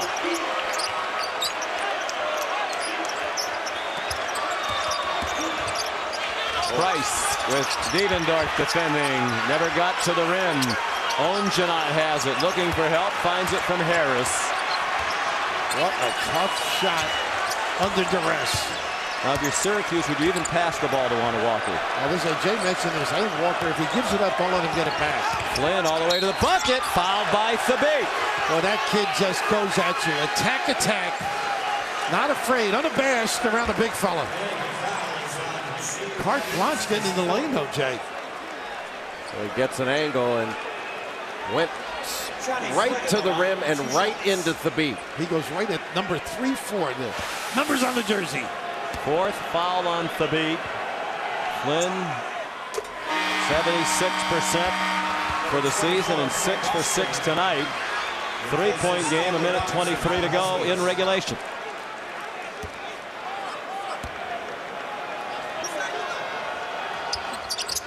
Four-point game. You know who they like on the free throw line? The perimeter guys. Sports Center to follow, but first, another exhilarating finish between Syracuse and Connecticut at the Garden. Gotta find A.J. Price. And nobody flashing up the foul line. There he goes. Adrian passed it off. Austri for three! The slumping Austri with another big three-ball for Connecticut. Well, you're always looking for somebody to step up. Some early onions by Austri. You noted he struggled, but the look opposite by the playmaker, the point forward, Adrian, sets it up. UConn has gotten some really good things when they've gotten the ball into the free throw line area, and that was a difficult shot. Paul Harris was right there with an outstretched arm, and the young man, Craig Austri, the senior that's been struggling, knocks down another one. We've shot 27% in the 6 games without Dyson. We've already had one buzzer beater today. Villanova was down by 1. They had blown a 17-point lead, and Dwayne Anderson at the buzzer, set up by Reggie Redding, who made a terrific play. Villanova didn't have any timeouts when they got the ball back with about 13 seconds to go. We asked Jay right before the game tonight if you had a timeout, would you have used it? He said, of course I would. I'm a control freak. But unfortunately, the team played on and played very well without the benefit of the timeout, and they'll earn the match with Louisville at 7 o'clock tomorrow night here on ESPN in West Virginia. We'll get the winner of this game. How about this one now? Would you hack a Shack? Down one? Yeah, no. Just minute, I mean, the thought go? occurs if I'm just thinking as we approach the end of this game, that's a consideration. Yeah, but not down. For me, not down one. Right. I would think Syracuse would try to go offense-defense with Anna Walker and not have him on the floor. Well, let's see. When they You're go right. to the offensive end. And you're right. That's why you were magna cum laude, or some form of that. He's just laude. Harris to throw it in with Flynn, Devendorf, Routens, and Onjanot. Walker and Price to pick up on the backcourt for UConn with Robinson, Adrian, and Thabit. Well, he's got an outlet because Thabit's not going to play it. Interesting, we have Harris handling the ball with 3 guards on the floor. Now the handoff to Devendorf. Flynn's got to get active to get free. Walker doing a good job of the trip. And why wouldn't you have Flynn handling the ball? Well, Walker made him go to the baseline, just like Jay said before. He face guarded him. I think they were going to try and get him on a down screen to come back out. Price with his 4th foul. Calhoun really trying to control himself on the sideline there. Devendorf is their best free throw shooter, 80.2%. Hasn't been to the line tonight. Even if he makes them both, still a lot of time left in this game. UConn would not need a 3. Here comes Anawaku in for defense. Calhoun didn't like that call on Price. Syracuse has made 5 free throws, now 6 in a row. The lead 3, 49 seconds to go. Well, the 2 biggest ones are by Anawaku. And just go to the rim. And we'll get something attacking, and sometimes you'll get a kick out 3. Get it into the middle. We're looking for Austri to pop out to the corner. And that's the key right there. This guy with the decision. Pretty good catch. And Thabit spun to the bucket and laid it in with Onjanot on the ground, and Jim Calhoun calls a timeout. I know Arinze Onawaku will go out. I think I saw Leo Routens get up, but this is a great choice, I think, that Jim Calhoun found. Getting Adrian involved in the mix, and pretty good catch by the big guy. Very good catch. A difficult pass to catch, and made the finish, but Syracuse did a pretty good job of pressing up on the 3-point shooters and not collapsing so that Adrian could find Austri or Price for a step-in 3. Are you surprised with the night he's had? Stanley Robinson wasn't on the floor? Well, to match up maybe with the small guys, that's a consideration. I'd rather have the extra guard.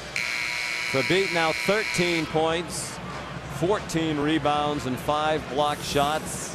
These 2 Hall of Fame coaches matching wits yet again. Both teams in the double bonus. Connecticut 1 timeout. Syracuse has 2. The ball in a 1-point lead for the Orange with 28.5 to go. They'll have Harris throw it in again with Flynn, Devendorf, Ongenot, and Roughton. Ongenot can get free. He's got the beat, and they got Big Edwards on the ball, taking away vision, face guarding by the foul line. Picking up man-to-man all over the court. Edwards on the ball. Ongenot wouldn't be a bad guy to foul at under 60, and Edwards did foul him. You know, interesting. Good coaching on both parts. Ongenot's going to get free because the beat's covering him. And then Calhoun counters that with, look, let him get it. Let's go nick him. Connecticut foul is on Gavin Edwards, his 4th. Ongenot's 3 out of 5 from the free throw line tonight. And 59.2 for the year entering this game. And Syracuse has made its last 6. That one rimmed out. Wouldn't you put somebody on the line? Yes. You know, knowing now Harris is going to move in. Just one. I put 2. Of course, some coaches are afraid of going over the top. That's another consideration.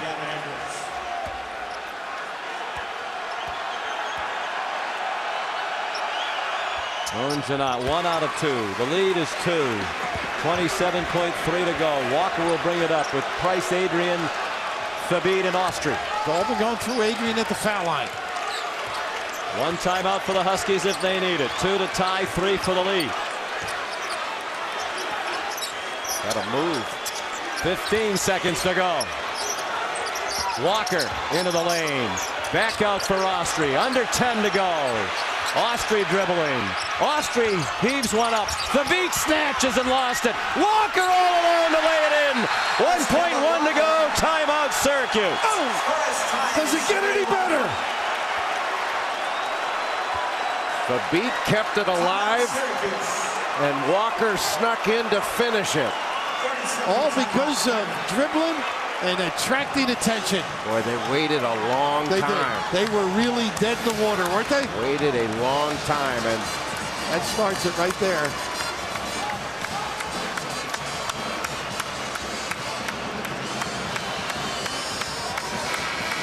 What a terrific rebound and the strength, and Kemba Walker just sneaks right in there and has the presence not only to grab the ball, but to go up with it quickly to finish that play. How about this reaction? Now you probably got a chance now with something long. Well, you could catch it at half court. But you put the beat on the ball here to use that 7-3 frame to try to deflect that pass or at least make it to where they got to angle it. Now is Grant Hill available? Bob Donato, veteran official, letting Thabit know what he's allowed to do in this situation. Watch Flynn setting the screen on him. Whoa. Thabit did make contact with Flynn. It's an errant pass. Devendorf at the buzzer. Oh! Good! Good! They will check it, but if it stands, it's another Syracuse buzzer beater to beat Connecticut. Woo! Onions!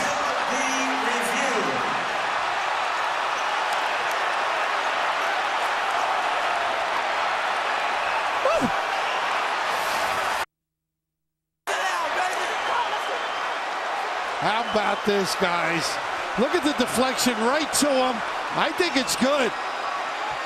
Ooh. Well, there's separation there, but it's also on all zeros. Wow. How much closer can you get? Let's look up here. Boy, I don't know. I don't know. It is simultaneous. It seems. Now, if they cannot ascertain, they have to have signaled whether. It's hard to. Ooh. Looks like it's still on his fingertips there. Yeah. With the clock at all zeros. I don't think he got it off. I don't think so either. Look at that. It's still in his hands at 0-0. Yep. Wow. What an amazing that's finish. On his fingertips. Oh, my goodness. How about that? Boy, and would you have bet live it was just barely good? Yep, I would agree, Sean. You wonder if the horn wasn't quite in sync with the clock going to 0 because it sounded like the buzzer came after the release. It goes clock, light, horn. Right, I know that, but I'm saying. But I was just saying. We were judging by the horn live because that's what we heard. But just on the replay, it goes clock, light, horn, and clearly the clock is at 0:00 and it's still touching his fingertips. And Sean, it's very important. The referee did signal 3. Remember our Texas game at Providence? That became the rule. You must make a signal in case you cannot determine by viewing the monitor whether it's good or not. And they did have the arms up in one of our shots. If it was a 3 or a 2, it was still going to be a win if it counted for Syracuse, but I just don't see how this could be any good. It's at .1 now, still in his hand. And let's congratulate our terrific crew, which has done great work all week. But Bo Garrett and Chip Dean, our producer and director, have done a terrific job showing you a number of looks that have the ball and the clock in the picture. And the officials want to make sure the clock started appropriately. Late. Looked like it started a little bit late, did it? A little lag of a tenth, maybe, Jay. But this is the key. Boy, what a tough situation. Oh, what a monster decision. Boy, when that ball is in the air, in the 92 Duke-Kentucky game taught you when that ball is in the air, it's a loose ball. You got to go up and catch that thing. I do think it was in his fingertips, too. John Cal, Bob Donato, and James Breeding are the officials. Great framework. I mean, I think it's... They're about to make a decision. Yeah. And I think they're going to wave it off. They did. And the right call. You have to prepare yourself now for overtime. And mentally is what you're talking about. It's going to be a tough one for Devendorf and for Syracuse, but they've got to move on next play right now. And, you know, the officials handled it beautifully. The signal was there. We saw that just in case they could not have a conclusive decision. But I'll tell you what, our crew handled it spectacularly to get those pictures. Amazing job. So we head to overtime. The final verdict rendered by John Cal. And it looked like they got it right. Well, the action pulsating at the end of regulation. The Garden still abuzz with the developments. The three-pointer that would have won it for Eric Devendorf at the buzzer waved off. The officials come over and told us that they did deem, and it seemed to be the case, the ball was just on his fingertips as the clock hit all zeros. So we head to overtime. And Thabit controls the tip. Both teams undefeated in overtime this year. Syracuse 3-0. And Connecticut's 1-0. They had that memorable overtime victory against Gonzaga. The middle of that zone has been very good for UConn. They have to keep attacking it. And here's your guy Robinson, too, on that offensive rebounding ability. And middle game. Not enough dribble penetration into the gaps of the zone. They're just throwing it around on the perimeter. There it is. Price, tough shot with Devendorf reaching in, and a foul. That's who? Robinson. And Robinson, who wasn't in at the end of regulation, is fouled by Ongenaut, and he has fouled out. And that is a big story as we enter overtime because there is foul difficulty aplenty on both sides. Ongenaut gone. Anawaku has 4 fouls. Jackson with 4 for Syracuse. Price and Thabit 4 apiece for Connecticut. Ongenaut, the meat and potato guys. Not big numbers, but solid contributions. Gavin Edwards also has 4 for Connecticut. So here's Robinson. And the first points of overtime for Calhoun's Huskies. Season high 23 for Robinson. His career best is 32. But this is the best I think I've ever seen him play in a big-time game. I would agree. And the night toward the NCAA tournament, that has to brighten the spirits of Husky Nation. Jim Kellen's been saying it all year. We need Robinson at his best. What a gut check right now for Syracuse. Get punched in the stomach with that shot not counting and having to come out for overtime. Big possession. They're going right at the big guy. He's got to control it. Nice help. Anawaku lost it. The beat! Stretching out the 7'3" frame. It hit the floor. Got the ball and the timeout. What a play by Hasheem Thabit. Now that's toughness. The ball's on the floor. 7'3" is on the floor. Lay it out for it.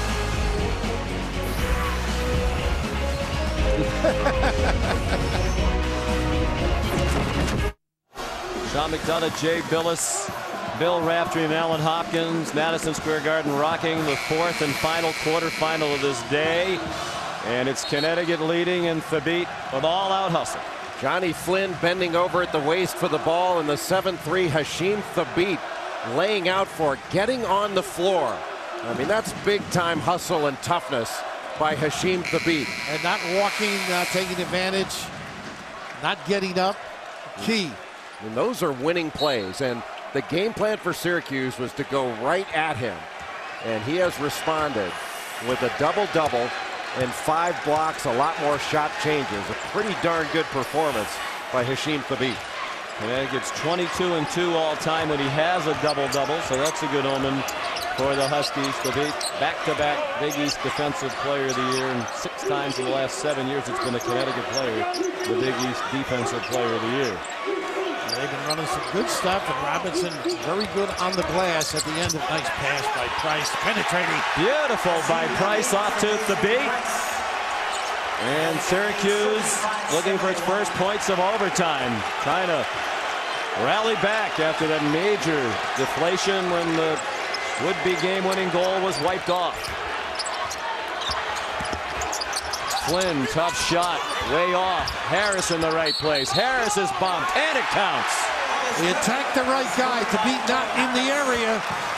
Oh boy, they needed that one badly, you know. The emotional end of that game, very tough on them, but again, almost like a complete miss, and to be on the high side, able to use that power of Harris. Pretty. Terrific screen by Jeff Adrian, and great penetration by A.J. Price. And Robinson has 4 fouls now, so a lot of the combatants in the game run away from extinction. Harris makes the free throw.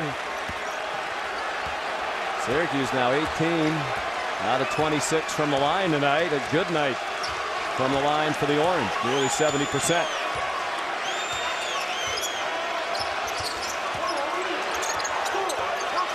Price finds the seam again. Has it back from Walker with 15 to shoot. Adrian left alone from 18. Boy, that kid has just stepped up over his years. He didn't have that when he came in. Now he strokes it confidently. A much better attack of the zone defense in the last 5 minutes of regulation and in the overtime by UConn. Lynn guarded by Walker. Now Devendorf with Price on him. Plenty of spacing. Devendorf to the glass, blocked by Adrian. Too deep, and nothing there. And not off any passes. Right. And everybody was just waiting for Eric Devendorf on that penetration. Just took him 1-on-5. Connecticut is a fraction of a second away from its 4th straight loss in Big East tournament play. Now they have the ball in a 3-point lead with just more than 2 minutes left in overtime. Price lost it. Flynn walks away. There was contact as Adrian tried to run back, and no call as he got knocked down. I don't think he was going to catch Flynn, but he was knocked down. Devendorf should have been called for a foul. I mean, that was a silly play. They got away with it. And Stanley Robinson has been cramping up.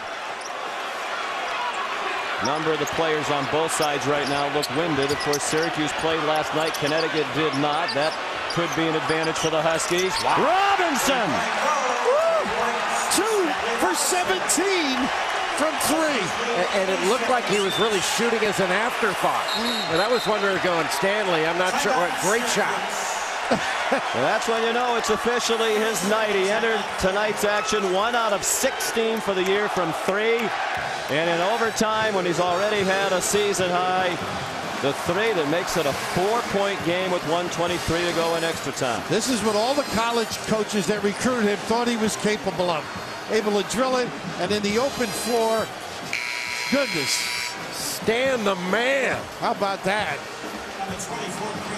And this is the play, Sean. Now watch this, Sean. There's no way that that can't be called. It would have wiped out the goal. It doesn't make sense of being involved in it. He didn't get in front of him. Yep, you're right. Right? I mean, he did. You're right.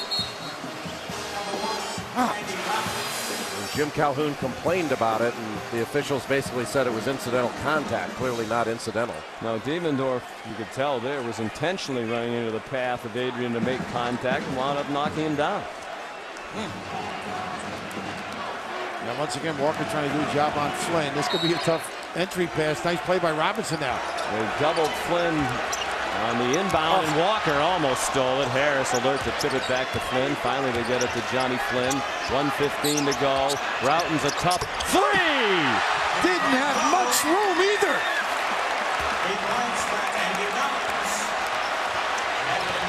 12 for Routens. Timeout, Connecticut. 1:04 left in overtime. Wow, don't blink. A lot of major intestinal fortitude going on here by both clubs. This isn't much room at all. And look who's right there, Robinson. That's a good closeout. He's coming right off that screen, locked and trailed, and he sets those feet so quickly. If you're just joining us, it was tied with 1.1 left in regulation. The long inbounding pass got deflected to Devendorf. He hit a three-pointer that appeared to give Syracuse the win. But the question was, would it count? You knew as soon as it went in, the officials would go to the monitor. And after a lengthy review of many replay angles, they wiped off the goal correctly. It was still in the fingertips of Devendorf.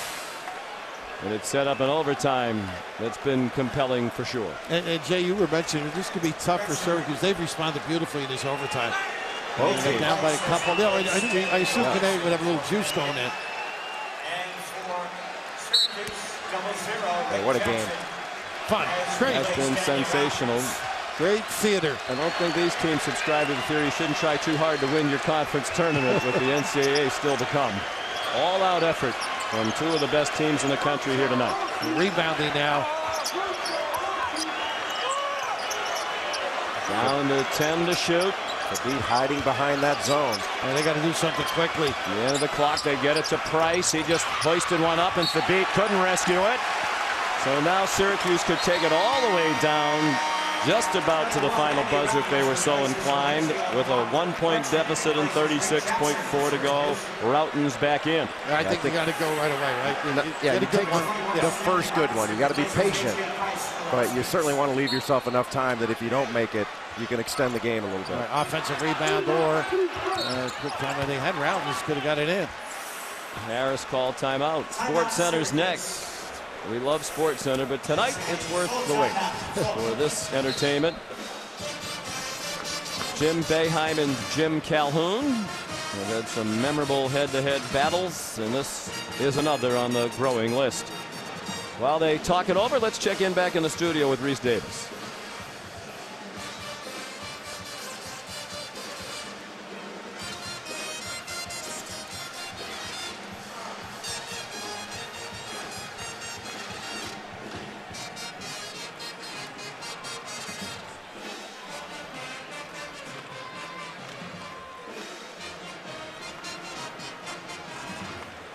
All right, Reese, thank you for the great job as always, keeping us updated. Such a busy and important day and an important game here. You wonder if Connecticut was just a fingertip away from not being a #1 seed in the NCAA tournament. This game still to be decided, and we'll see how that impacts the NCAA tournament later. But right now, what's the strategy? Well, if they can get the ball to Johnny Flynn on the inbound, I like a ball screen being set for Flynn.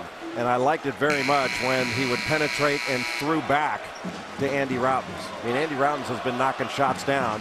You certainly want to give him a look if you can, but I like having the ball in Flynn's hands off of a ball screen, let him penetrate and make a play. And also they've been running those little baseline bumps, and it gives him an option of driving and kicking as well. Harris again to throw it in.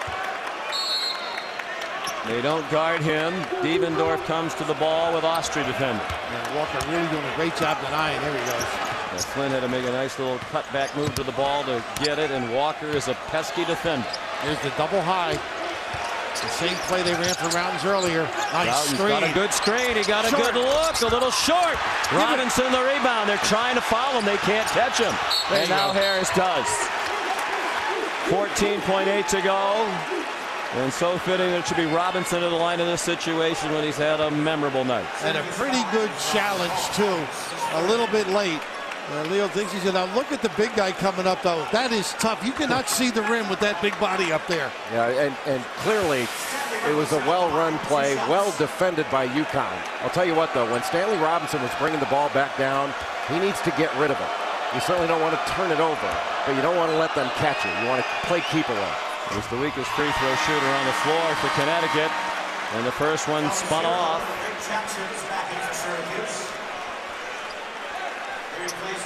No timeouts for either team. So to make or a miss, the players are on their own without the benefit of any more help in a timeout from these Hall of Fame coaches. This will decide what they tried to do at the other end. Kemba Walker cannot allow Johnny Flynn to get the ball. They made 1 out of 2, a 2-point game. 2 to tie, 3 for the lead, or perhaps the win for Syracuse. No timeouts left, reminiscent of Marquette Villanova early today. Flynn heads for the bucket. Flynn with the beat on him, off to Jackson. Still time for UConn, no timeouts, 4.7 to go. Got to come up and play him. Yeah, Syracuse lets them inbound the ball to Walker. With 2, Walker contested, and will head for double overtime. Doesn't get any better. Kemba Walker needed to get that all the way to the rim. He settled for a jump shot. He needed to get that to the rim. They pinched him pretty good. Somebody should have gotten available for him, I think. Wild. Flynn with his penetration. You couldn't let him catch it to start. But he just attacks off the dribble, draws all defenders, and a nice little dump down. They just cleared everybody. And right here, Jay, they do a nice job of pinching him. See here, nobody made themselves available in any spot for him. But don't you think he's got to go full speed and get to the rim? And maybe circle them quickly, yeah. He just a slow dribble up and allowed himself to get corralled. So we'll head for a second overtime after this. Sean McDonough, Jay Billis, Bill Raftery. It is championship week and an instant classic in this Big East quarterfinal. Syracuse and Connecticut with so many twists and turns, reminiscent of so many of the battles between these teams over the years. This is the 5th multiple overtime game in Big East championship history. The last one a semifinal in 2007 between West Virginia and Louisville, won by the Mountaineers. And of course, the most memorable multiple overtime game, the 3 overtime championship final. Syracuse beat Villanova in 1981 when Leo Rowden's, Andy's dad, had the tip in and was the MVP. A harbinger of something to come. Syracuse controlled the tip. That's an upset with the beat on the floor. Flynn right around the Onawaku pick. Whiffed a little bit on the pass, but it made it to Onawaku. Flynn sets up for a jumper. Long rebound. They're so tired. Onawaku got there first. Look at this. Flynn, tough shot. Onawaku got there but couldn't corral it. The push by Walker. Devendorf got back. Price, Walker. Robinson in the lane a long time. Walker hits the jumper. And a tough shot he passed up on a smart play. Tough angle. Righted himself, squared up. A rookie at that. And we're seeing really the first signs of fatigue. Pretty. Jackson fouled. What a weak foul by Jeff Adrian. Very unlike him. Didn't think he touched him, huh? But why bother? This kid can get to the rim and makes decisions like this. Devendorf, they are a different basketball team. Draw the attention. Refuses the ball screen, and that's as weak as it gets from Jeff Adrian. I've never seen him do that. His second foul. Jackson, another one of their poor free throw shooters. He's 52.5%. Did not make it. Tie game. 1 minute gone by in the second overtime. Foul trouble on each side. Not the same decision maker here in Edwards. The beat surrounded. Harris blocked it. Harris pushed him. You think he stepped out of bounds, I guess. Apparently so in the corner. He saved the ball, but apparently stepped on the sideline in the corner. You wrote an article on toughness. This is when you really got to reach back as a player, Jay. I mean, mentally and physically, right? Yeah, you got to be so much stronger with it. Both of these coaches have coached more than 1,000 games, and you know the butterflies are churning just as they always have at moments like this. Oh, goodness. Robinson had to go off his leg. 3-on-2 break. Harris all the way to the goal, missed the layup. Well, those are tough right over the front. Love to use the glass or jam it. And now Price will pull it out. He and Flynn, 2 of the 17 finalists for the Cousy Award, best point guard in the country, and they've played like it tonight. The ball's been in their hands at the right times, and they've made a lot of great decisions. Yeah, they really have. And here's a nice look, but unfortunately, it's not the same. It's not Adrian. Edwards going to come out now for Adrian. Tough look, though, huh? That deep. Well, it's still a catch that you have to make. Yep. He knows. You wonder if there's the benefit of the bye. Connecticut had last night off. This is their first game. Syracuse played Seton Hall last night. You play all year to get one of those top 4 spots for situations just like this. Devendorf with Price, who has to be careful with 4 fouls defending. Devendorf. Onawaku rescued it. Harris, tough shot, short. Devendorf needed to give the ball up. He's pounding into the back. Price into the lane, fouled, and he'll go to the line with a chance to give the Huskies the lead. Nobody stopped defensively. You got to contain the bounce. Somehow in this foul-filled game, Johnny Flynn has managed just 1 foul. That's nice teamwork, huh? Yeah. The big guy taking care of the little guy. That's what you used to say. Johnny, get me the ball. Price 4 for 4 from the stripe.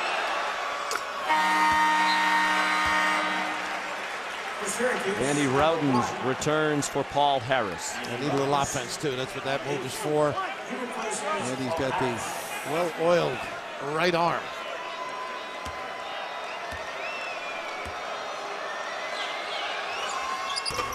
Second one, no good. Onawaku with the rebound. Nearly midway through the second overtime, Connecticut a 1-point lead. Flynn lobs it up for Jackson. Tough pass. Got him behind the basket. Gotta get it out of there. Trying desperately. Had it blocked by Adrian. Jackson's in the lane for a month. Devendorf rattled out. Onawaku the rebound. Fresh shot clock. 2:15 to go. Still a 1-point lead for the Huskies. They're catching their breath. Devendorf deflected away by Adrian, who nearly body bumped Devendorf. They're trying to side him to keep him from using that ball screen, but that's opening up a straight line drive. A lot of guys call that blue, where they trap that too. Flynn with Price on him. Same thing. Splits the defense, collided with the beat. Devendorf. And a foul called, and Bobby Donato has it on Devendorf. Jim Boeheim almost ripped his sport coat off. I think they both were banging one another. It was who you decided push first. That's the second on Devendorf. This is one of those tough ones when it goes against you, you know? Yeah. Ooh. That's not, that's a tough call. It doesn't look like he had the ball, and Austria kind of hip checked into him. Yep, that's exactly what it looked like. Austria's not been to the line tonight. 76%. Seniors played in a lot of big games for Connecticut, primarily as a role player.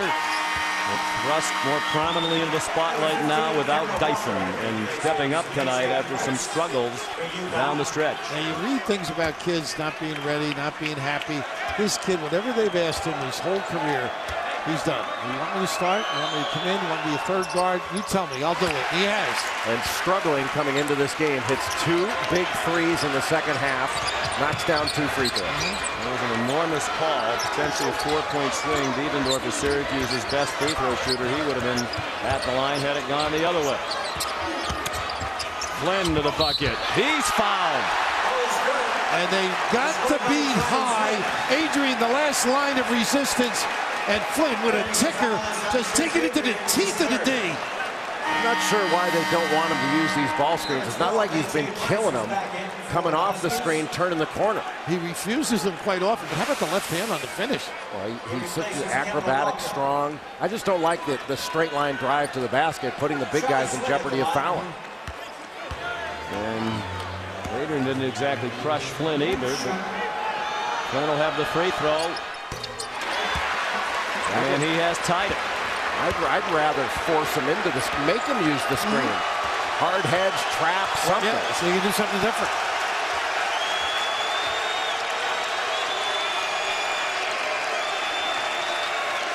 Just about all the fans on their feet here at the Garden. Under a minute and a half to go in the second overtime. A classic in the 30th Big East Championship.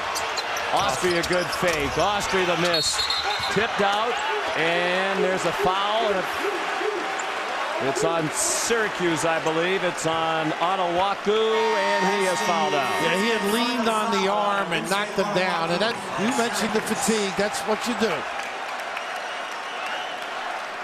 8 points, 9 rebounds for Arinze Onawaku in 39 minutes. Yeah, you can see that left hand makes it easy for the official. Yeah, but first it was Thabit that had grabbed him, and Thabit went down awfully easy there. Onawaku just got caught sort of with the second action. You know, for a while they were kind of letting him play. Now the official's been involved in the last 3 whistles. All of them could be questioned. Both sides impacted. You need 3 Green Berets to ref this game. Well, they got the most important call of the night right when they waved off the goal with the benefit of replay. And West Virginia has to be enjoying this. The longer they play tonight, the better it is for Bob Huggins and the Mountaineers. He get his suit cleaned and pressed too. That'll now be tonight here on ESPN as we pass midnight in the East. Thabit at the line, 3 out of 6 from the stripe tonight. 63% for the year. 2 shots, both wins. There you go, big fella. Not sure which is going to come on first, SportsCenter or First Take. Well, knowing you, you'll appear on both. So take your pick, as we like to say on ESPN. Connecticut, 7 out of 10 in overtime from the line. And this helps the call. Yep. It was undecided, I think, until that hustle by Walker. I think it might have been going to Connecticut. Yeah, I think so. Hadn't touched it out of bounds. A 1-point lead. Each team with a 1 timeout. Nearing a minute to go. 1:10 and counting left in the second overtime. Connecticut's been to the line much more often in the extra sessions. Flynn, off to Jackson. He found him at the last moment. Flynn again. Oh, Devendorf is open, but dropped the pass. And now a hand check call. And that'll send Devendorf to the line for 2. Their best free throw shooter. A chance to give Syracuse the lead as Austria has been whistled for his 3rd. Epic game, though, isn't it? Both, all the elements. Both Routens and Devendorf have been circling around and back off penetration, looking to get opportunistic threes. Devendorf long with the first one. He's played 47 minutes tonight, and they played last night against Seton Hall, and Devendorf played 35 minutes in that game. Tie game, 57 seconds to go. You want to play 3? It looms as a possibility. Price, Walker with Adrian, Thabit, and Robinson. And Adrian, the guy that's been very helpful in that foul line area. There he is. And he has Walker passed up an open 3 in favor of the drive. The miss. Robinson in the right spot. Thabit tried to flush it. Walker is there. Rejected by Jackson. And it hit Walker on the way out of bounds. How good is that action? Wall to wall. Effort. Extension. Involvement. Above the rim.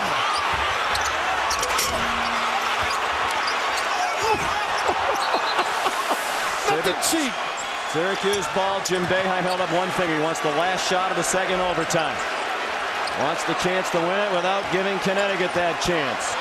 Walker guarding Flynn. 12 seconds to go. Double overtime. Flynn very near the center court line. Jackson screens for him. Flynn from deep. No. 4 seconds to go. Ahead it goes to Walker for the win off the back rim. Oh, wow. We have seen a lot. This is as good as I've been involved in. What do you think? Unbelievable. I thought that Johnny Flynn kind of settled for that jumper. You know, off the ball screen, you'd want him to turn the corner, and go. And they were looking on the wings, too, to get in the lane. Rauten's on one side, Diedendorf on the other. This had a chance. Yeah, Flynn had taken that ball a little bit further. He could have looked back. But boy, this did almost go. Oh, goodness. Well, we will head for the third overtime, the third 3-OT game in Big East Championship history. Right after this. Madison Square Garden, the site of so many memorable sporting events throughout the years, and here's another classic in the 30th Big East Championship, the 27th played in this building. Syracuse and Connecticut heading for a third overtime. It is just the second 3-overtime game in Big East Championship history. The only other one, the longest game in Big East tournament history, was that title game in 1981, played in Syracuse at the Carrier Dome when the Orange beat Villanova. Leo Rauten's the tip-in. Andy Rauten's dad, he was the MVP. And we mentioned last night, talking to Leo to reflect about it. He said, what I remember is the game needed to end because we were going on spring break and they told us we needed to get our stuff out of the dorms. Well, yeah, I know this is past your bedtime, Sean. In Yes, the city of New York, well but past. it's well worth it, huh? Johnny Flynn coming over, checking in with you, Jay? Well, coming into, he's enjoying it. Well, he's all smiles. These players know they're part of something very special here tonight. The Beat controlled the tip. It's Price, who's played the entire overtimes with 4 fouls. Austrie, Thabit, Adrian, Robinson for Connecticut. Austrie off the mark. Thabit and Adrian there. Adrian, he dropped it and picked it back up himself. Gave it to Price for 3. Great understanding of the situation, too. He was looking to dump it to Robinson. Flynn, Harris, Jackson, Rautens, and Diedendorf. Syracuse is not a deep team. They played last night, and 2 of their regulars have fouled out. Onjanon and Onowaku. Harris missed a very short one. Clearly the presence of Thabit in his mind. Great call, Sean.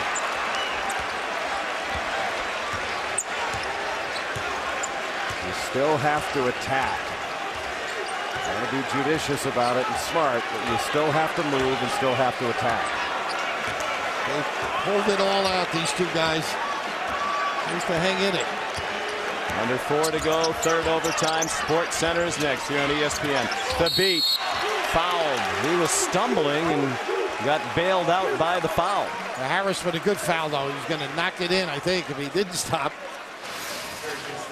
That's 4 on Harris.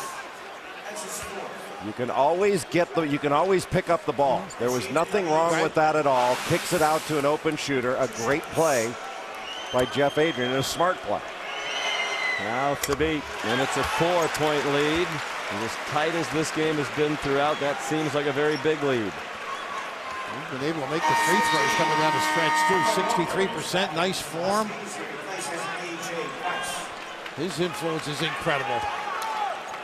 It's not subtle either on the defensive end. He's a mountain out there. Still a 4-point lead, largest lead of overtime. It matches the largest lead of the extra sessions. 3:40 to go. The Beat's got to come up on this ball screen and help. Andy's had to keep moving. Oops, unfortunate. Yeah, just slipped. Apparently on a wet spot as Flynn tried to jam the brakes on. A tough break for Jim Boeheim in the orange. The largest lead for either team tonight was 7 points for Syracuse late in regulation. And you know, it's interesting. The wing people are not able to get free. Much better defense on Diedendorf and Rauten. Is not able to get free as he turns the corner. Well, they're face guarding him and intelligently not letting him get the ball.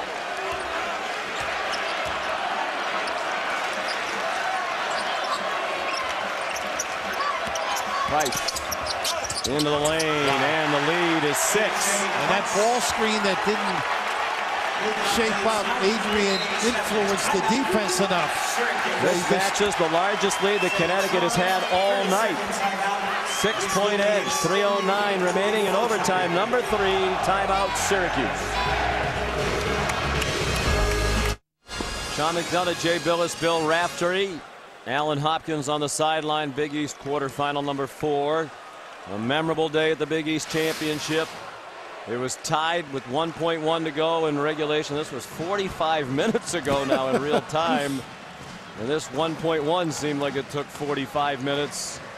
And Devendorf's shot at the buzzer went. Looked like a 3-point win for Syracuse. The officials went to the monitor and correctly deemed that the ball was still in contact with Devendorf's fingertips when the clock hit all zeros after a lengthy look at many quality replays provided by our ESPN crew led by Bo Garrett and Chip Dean. They correctly waved the goal off. We played 2 overtimes that finished in ties since, and now we're in overtime number 3. Plenty of minutes on both sides, but bear in mind again, Syracuse played last night. Connecticut did not. Syracuse has played 7 players tonight, and 2 of the 7 have fouled out. So they're down to this 5-man unit unless Jim Boeheim wants to put somebody in who hasn't played a second tonight. Can they reach back here now? I think they're going to do something different. Get Flynn to get others involved. They get a little pin downs. A nice little screen. Routens They got a bump. bumped. Good call. From underneath. And that's. It would have been a turnover. I think he did get bumped when he caught it. Looked like Routens almost walked too before he got bumped. So they gave it to Stanley Robinson, and he is fouled out. And you could read George Blaney's lips. Okay, I think he meant it's okay. There was Robinson and not the beat at this juncture. Because with the lead, you want the big fella out there on defense. And what a game by Stanley Robinson. And you like the fact that they were trying to take away the 3 by Andy Routens. And what a super performance, Shay. You're right. From the get-go, he was in. And hopefully this is preparing for the NCAA as well. If he plays like that, they are going to be a very good basketball team come the end 29 of the points, tournament. 14 rebounds for Robinson. He missed the first 8 games of the regular season, tending to personal matters, returned for the second semester, and has taken a long time to approach his form of a year ago. Routens with his first free throw of the night. It's the first Syracuse point of the 3rd overtime. Routens 68.4% makes both. He doesn't go to the line much. Just his 39th and 40th free throws of the year. Flynn to Harris. Harris missed the layup, but he's fouled by Adrian. Oh my goodness! Oh, he is frustrated down there. They really can press too, Jay. But a freshman mistake by Kemba Walker, running away from the ball. You have to come back to the ball. Watch here, running away from the ball. That gives the defense a chance to step in front. You have got to come back to the ball and run the ball right into your hands. 4 fouls now on Adrian. And Harris 73% for the year and perfect tonight.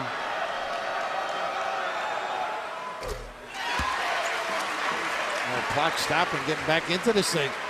Yeah, it seems like such a little thing, but especially in late game situations when you're being pressed, it is a cardinal rule. You cannot run away from the ball. And also the passer has to recognize too. Well, that he's got to look ahead. Maybe not make that delivery. One thing we've learned tonight, you'll be wise not to count out either team until every last fraction of a second has ticked off the clock tonight. Devendorf called for the foul, his 3rd. And Sean, you talk about making free throws when you're tired. You know, coaches preach that. They do it in practice all the time. I mean, you're never going to shoot a free throw under game conditions when you're as tired as these guys are now. Interesting that press. If Devendorf got on the sideline and turned it in, and fatigue a factor there, he wouldn't have fouled. Perfect out of the hands of Price. Earlier this year became the 42nd 1,000-point scorer in UConn's terrific history.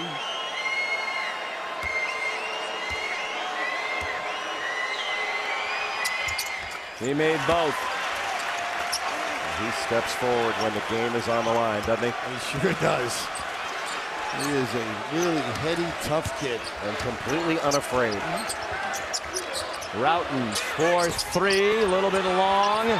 And the rebound down to Kemba Walker, nearing the midpoint of the 3rd overtime. The ball and a 4-point lead for the 4th-ranked team in the nation, Connecticut.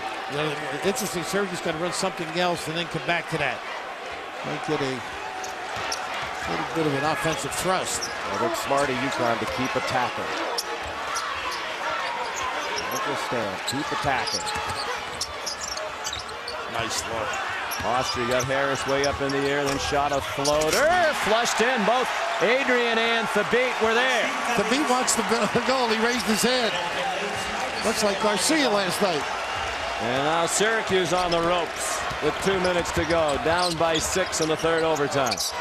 Flynn picked up his dribble. A great job by A.J. Price to keep the ball from Dievendorf. Boy, Flynn courageously there. And Harris had room at the rim because Flynn took the beat away while shooting. 15 for Harris. He's on the ball. Adrian struggles to get it in and just does get the timeout. Wow, and Thabit was smart. He didn't pick it up and inbound that he let it go, but great pressure set up by Syracuse. We mentioned this is the second triple overtime game in tournament history. The other was in 1981, a classic at the Carrier Dome. Eric Sandifer the steal and the slam for Syracuse. In the battle with Villanova, Alex Bradley responded. It was a game like this one. They counterpunched all night. And then in the final seconds, Andy Routen's dad, Leo Routens, the tip in. He was the tournament MVP. Syracuse beat Villanova 83-80 in 3 overtimes. And this one will at least tie that one for the longest game ever. And if Syracuse could force the 4th overtime, we'd have a new mark for longest game in this event. And following the conclusion of this game, breakfast and then Sports Center. Some of the stories they'll be covering, college hoops mayhem, and no more mayhem than we've had here tonight. Is Tiger in trouble? And Manny being Manny. So cross screen here, and as you mentioned, Jay, stepping to the ball is essential, and then post in the half-court area. Routens contested the pass into Adrian, and Price ahead to Walker, and now he'll put on the brakes. 1.5 minutes to go in the third overtime. Connecticut trying to end a 3-game losing streak at the Big East Championship. And he doesn't use this screen. He gets into that left gap.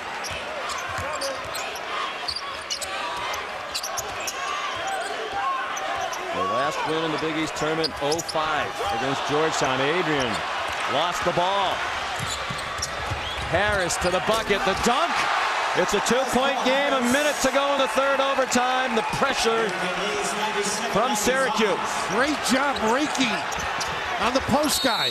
And Routens tried to slap it away from Adrian, fouled him instead. Huge free throws upcoming for the senior from Brookline, Massachusetts. Jay, anytime you're in traffic, you got to be careful with the ball and be tough with it. Here, he's not a dribbler. He had a wing guy. Make a quicker decision. You have to catch, face the defense, and make a play. It doesn't automatically mean catch, face, and dribble.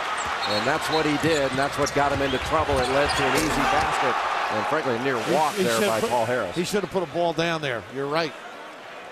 Jim Boeheim said something to John Cal, and now he's conferring with the folks at the scorers table. The foul is on Routens, his 4th. I don't know if there was some issue about time on the clock, and that is the issue. Mike Roberts, the standby official. But also what it did was serve to work as a little non-timeout freeze of the shooter. Adrian 64% for the year, but over the last 6 games, just 50%, including the 2 out of 4 tonight. He's 10 for his last 20. 2 shots. Got to stay on the line. He's moving back on that shot. Now if he makes it, it's still a 1-possession game. Had a chance to make it a 4-point lead.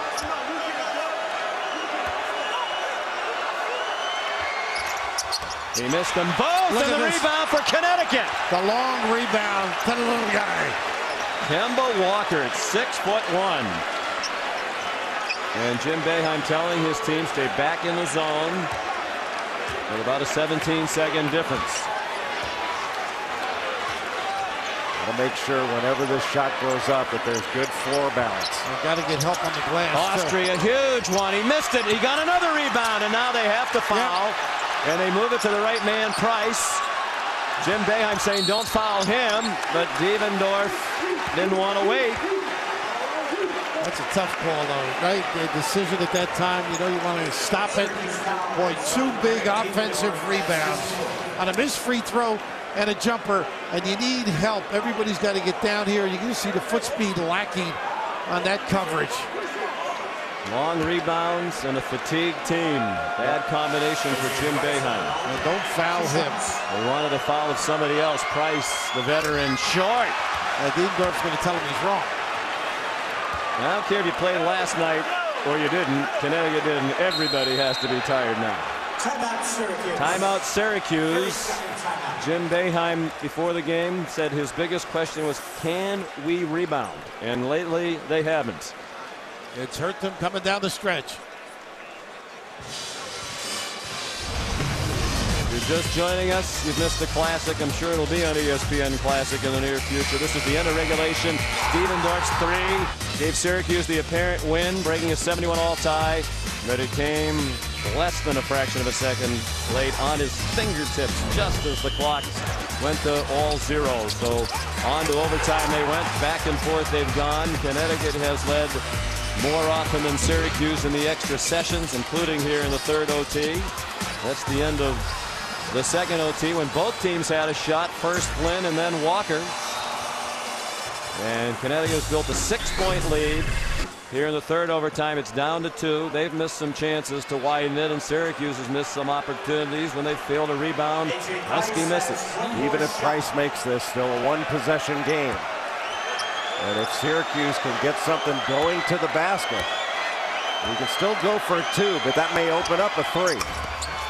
After 3 straight misses by the Huskies, a make by Price. 3-point game, 20 seconds to go, third overtime.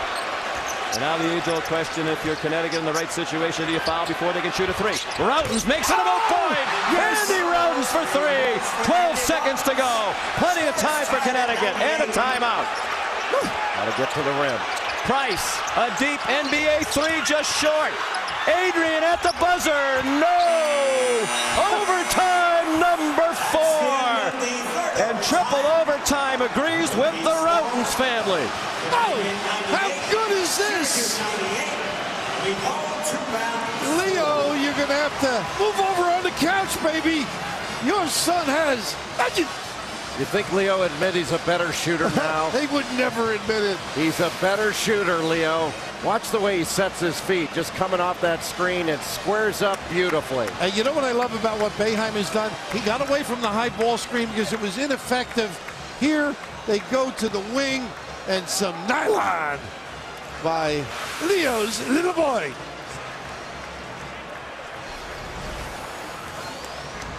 .98 apiece. We head for a historic fourth overtime right after this. Sean McDonough, Jay Billis, Bill Raftery, Alan Hawkins on the sideline. Privileged to be here with an electrified crowd at the world's most famous arena. Sight of a game nobody here tonight will forget anytime soon. And here's the end of the last sequence when Connecticut had opportunities. How often guys settle for the jump shot, Jay, instead of being creative, getting some space, turning the corner, and just creating some havoc. Well, especially that deep. You know, you have to get that ball into the teeth of the defense if you can get to the rim. And what courage these players have shown all game long. Unbelievable. We need some respirators. All right, Sean, back to you. First 4 overtime game in the history of this event, and just the second ever in the history of Big East Conference play. There's been 1 4 overtime regular season game. Georgetown and Notre Dame in 2002.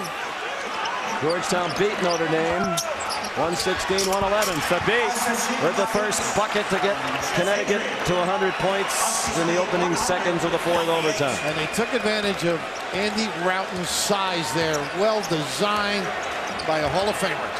Syracuse has not substituted since a minute 18 remained in the second overtime when Anna Walker was the second orange to foul out. Onjanat was the first to beat the block, but Harris was there. Jackson gets called for the charge, and that's a big call. The beat playing with 4 fouls. And Jackson has fouled out. Not a smart move by Diebendorf to take that into Thabit, and this a clear charge on Jackson. A little weak move by Diebendorf. He grew up too early against this guy. That's that well-designed play. Extraordinary. Taking advantage of size. You know, a lot of college people would like to see that NBA circle in the game. on blocks and charges. But that's one of those that wouldn't have prevailed. They both were in there. That would not have applied. But you're right. I would love to see it, though, Sean. So 3 Syracuse players have fouled out, and they have had to go to the bench now for Chris Joseph, who has not played a single minute tonight. Get loose, Chris. And look at the size of everybody out there. He's in the middle of the back of the zone. Chris Joseph, a freshman, 6'7", 220 from Montreal. Price's shot wouldn't go. Now Thabit has fouled out. He shoved Harris out of the way. And when he sold the deal, too, which was very smart, Paul Harris, no question, the shove, but got the attention. Well, it is a war of attrition, but right now, the biggest impediment to getting to the rim for Syracuse is now out of the game.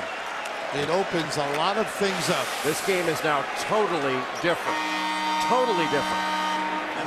Add 6 block shots to the Beats line. He played 53 minutes. And it doesn't look very tight over there, but Edwards now has played well. See if he can step up in the breach. But as good as Edwards is, and he's done a nice job, he's very capable, he's not the same presence. Syracuse will not be worried at all now about attacking the rim. Harris, 6 out of 6 from the line. And Jay, your point well taken, because now Flynn, they can use the ball screen. He can go to the rim and actually elevate over most people.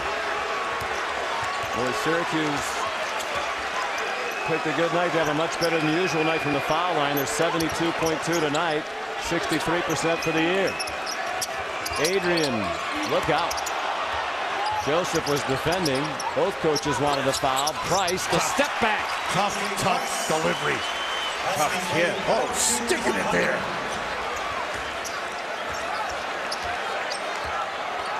Here they go. Now it's Joseph trying to set a screen for the use of Flynn. So he doesn't mind this. He doesn't mind this. Now, you're right. Totally different. Yeah, absolutely. They need to keep attacking the 10 now. The whole game is opened up for Syracuse. 24 points, 10 assists for Johnny Flynn, his second straight double-double with 19 and 11 last night in their win against Seton Hall. Walker left all alone. His 3 was way off. He started toward the bucket immediately, knowing it was wide left. A nice job positioning on the glass as well. Spread them and drive them. This could open up a little jump shot for Dietendorf or Routens. Would you help? Syracuse has not led in any of the overtimes, and Harris missed a great chance, and he missed it again. Will the third time be a charm? It's blocked by Edwards. Atta baby, way to hang tough. Get it. Well, that first one was an easy layup. He just missed it. He's missed a lot right around the rim. Earlier in the night, you could understand because the beat was in there, but Edwards a long presence as well at 6'9". Nice split. Price all the way to the goal. Hits the floater. 2 minutes to go, fourth overtime. Connecticut by 2. Dietendorf goes by Austri and gets the roll. Tied at 104, 150 to go. Totally unafraid to go to the rim now. This is totally different than we saw earlier. And he is great with that left hand getting to the rim. Dietendorf played 56 minutes, had enough in the tank to blow to the goal. He has 22 points. A minute and a half left, fourth overtime. 15 to shoot for Connecticut. Got to keep him outside. And they've done a good job of that. Austri with 10 to shoot. Austri to Adrian. Off for Walker. The runner, no. And Joseph just into the game. Lost it, and then Edwards had it go off his fingertips.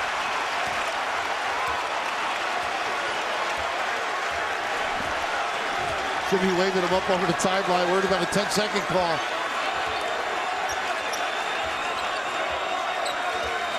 You hug up on shooters. That's going to open up these drives.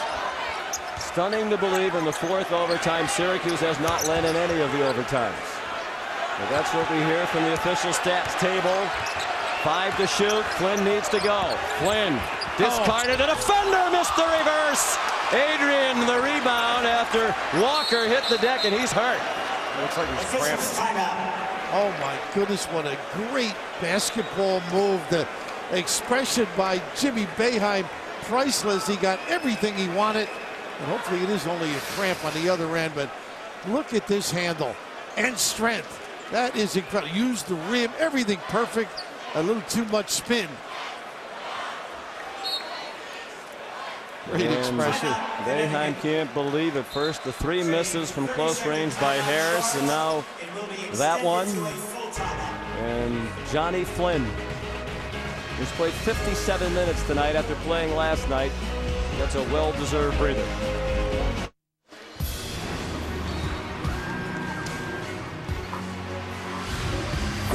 We're back at the 30th Big East Championship in a game unlike any other in the proud history of this event. 38.3 to go, 4th overtime. Syracuse and Connecticut tied at 4.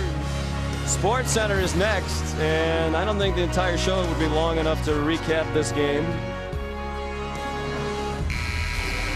Syracuse played last night. Connecticut had a bye. This is their first game of the tournament. Devendorf, 57 minutes. Flynn, 56. Harris, 45. Devendorf and Flynn played 35 last night, and Harris 24. And so maybe the key for Connecticut has been the ability of Price to stay on the floor and contribute. And he is, and then counter that with Syracuse, 2 easy shots at the rim. You almost think that they were feeling to beat. Well, I know they're not thinking about this, but what could the winner possibly have left for tomorrow night? They've laid it all on the line in this game. They sure have. And what a pleasure. Connecticut ball, 6.3 seconds difference between the shot clock and the game clock. 1 timeout left for each team. Price will handle with Austrian, Walker, Edwards, and Adrian. Thabit and Robinson have fouled out for Connecticut. I get into something now. Don't get stuck late in the shot clock. They're up on Price. He gets an Edwards screen, 8 to shoot. Price, floater, no. Routens has it and has time, 7 seconds left. Routens has help. Flynn underneath. Harrison close, missed again. Harris one more time. No! A nightmare for Paul Harris at the rim tonight. Oh. What better opportunity? No Thabit, no Dice. Oh. Goodness. Jim Boeheim wanted the foul. We got a 5-bagger. Well, they don't call those readily. No crunch time. So the precedent in this overtime, though, getting to the rim and not able to convert. You can't ask for a better opportunity than Paul Harris had right at the rim. And nice give by Routens here, and then the extra pass. Look at this. This is one of those. Maybe a piece on that release too. And we mentioned Edwards coming into the game, a big influence on that particular play. Well, what a challenge! Now first by Walker, but then the great challenge here by Adrian and by Gavin Edwards. I like the non-call too, don't you? Yes. Easy, Jimmy. Oh, Julie, they stole my pablum. You would have thought these 2 Hall of Fame coaches had seen everything in their careers, but neither of them has ever seen anything quite like this.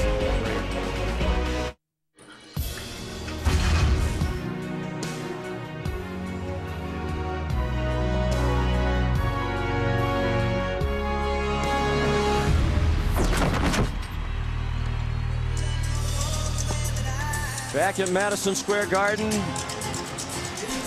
12:50 Eastern Time,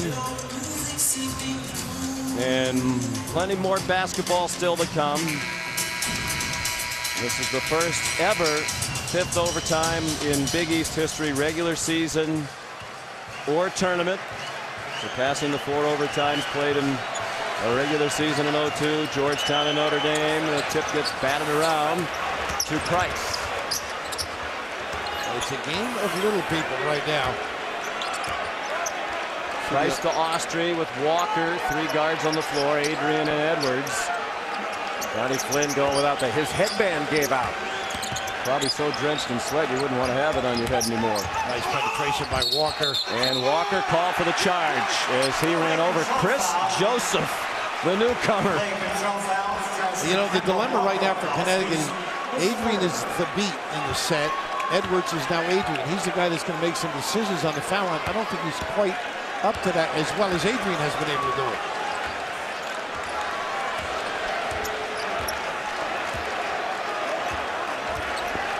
Still doing a lot of research in this historic game. We know that Connecticut has never played a 5 overtime game. The Syracuse people still going through the archives. Harris the miss. Joseph trying to keep it alive. And it winds up with Gavin Edwards. So each team in possession in overtime 5. Neither has scored. Price has played all of the overtimes with 4 fouls. He picked up his 4th foul late in regulation. Routens, Harris, and Devendorf all have 4 for Syracuse. Adrian and Price with 4. Edwards with 4 for Connecticut. And the turnover gives Syracuse the chance for the lead. And Flynn called for the charge. Great footwork. The other end, Edwards, not the guy you want making decisions, but terrific setup defensively. Look at this anticipation, and he was set. Just nowhere to go. Oh. Great job by Kemba Walker. Remarkably still, not a single lead in any of the overtimes from Syracuse. They've had to rally back time and time again to tie, never able to take the lead. Their last lead was at 71-69. Now, this is the only guy that looks fresh out there. I'm telling you, he's got legs, he's got confidence, he's got wind. He's got mental toughness is what he's got. That's what he's got. Kid is a winner. And he has the first 2 points of overtime number 5. 3:15 to go. Devendorf nearly slipped. Devendorf guarded by Austria. Devendorf played over 90 minutes the last 2 nights. Chris Joseph was in the right spot. Chris Joseph again. Harris couldn't tip it. Walker has the ball. 3 minutes to go, 5th overtime. And Connecticut with the ball on a 2-point lead. Edwards has done a nice job challenging shots. He's not Hasheem Thabit, but he has given it his all there and made it very difficult for Syracuse to finish some close inlands. Well, he and Adrian might have saved the game on Harris there at the end of the 4th overtime. There's Edwards again, tipping it to the corner. Routen's a good catch. Has Austria right on his back. Devendorf take the 3 and missed the pull-up. Adrian kept it alive. Great save on the end line by Kemba Walker as he went crashing into the photographers. Well, he's coming up big. He's hurting right there. They're going to need cabs to get from one end of the floor to the other. You know, as tired as everybody is in this game, one thing you cannot do is foul people and let them go to the free throw line to score something easy. Make them shoot over you. Price again splitting the defense. He's done it all night long. And now Devendorf has fouled out, and they'll have to go to another player who hasn't played a second all night long. Well, what a play by Kemba Walker. Saved this ball, and a nice catch alert by Jeff Adrian. That's a winning play by Kemba Walker. Come up big, picked up that charge, that particular play. Devendorf, 22 points, 4 assists, and of course, on a historic night when many images will be remembered, none more so than his 3 at the buzzer. That was waved off at the end of regulation when it looked like he had given Syracuse a 3-point lead. Justin Thomas, a walk-on, has come in for Syracuse. He has played in 9 games this year for a total of 21 minutes and has scored 4 points all season long. That's how deep down the bench they are now. Asking a lot, but much has been given too. Price.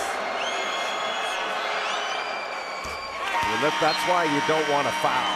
I mean, I know Devendorf was giving his all on that play, but it allows them to score too easily. Make it, you got to make them make a tough shot when they're exhausted.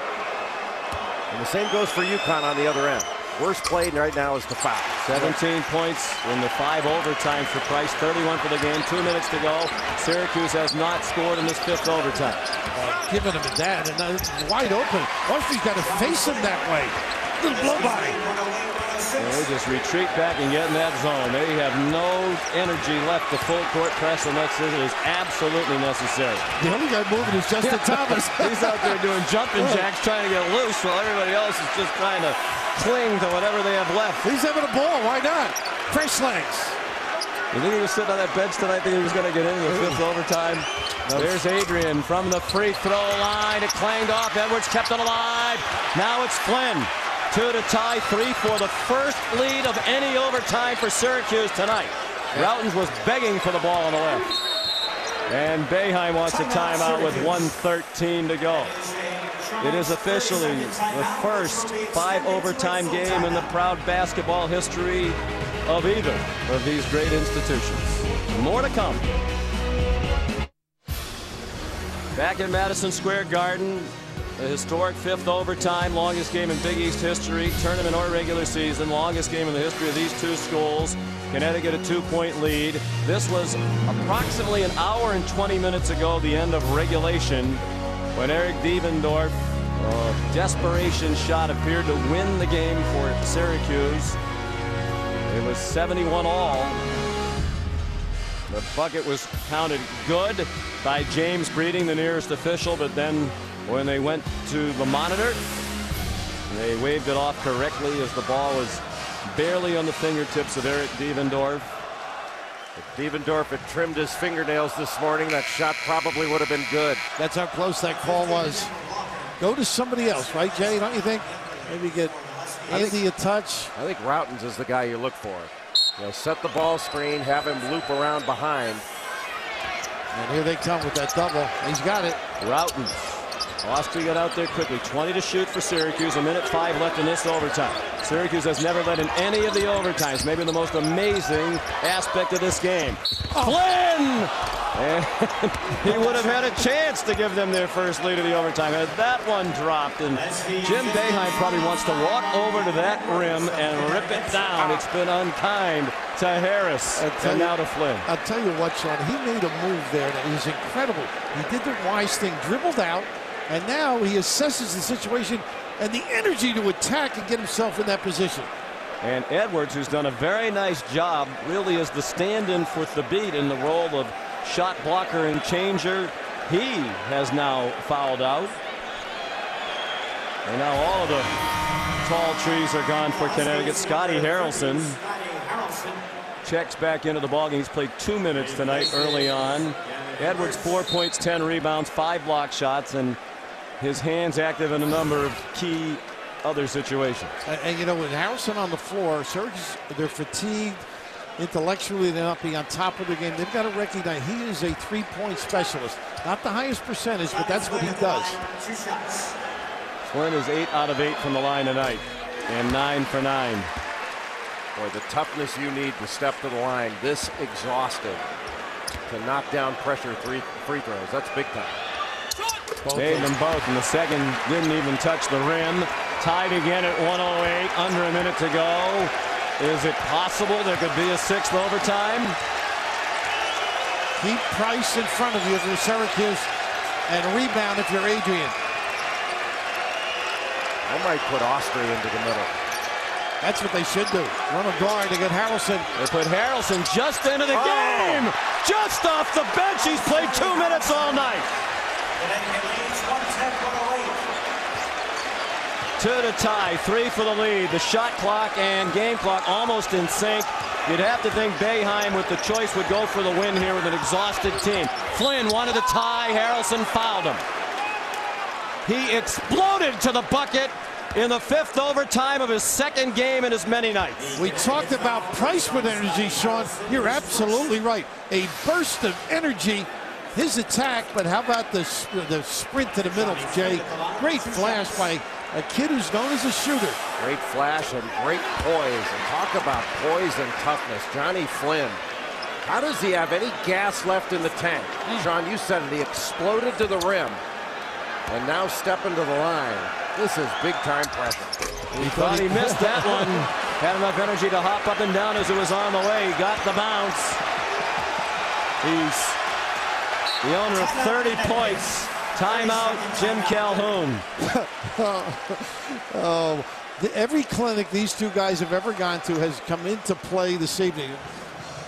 All their learning process exhibited here at the highest level. These guys are running on fumes. Forces them away from the screen, which I don't like. It's just giving them a straight line drive.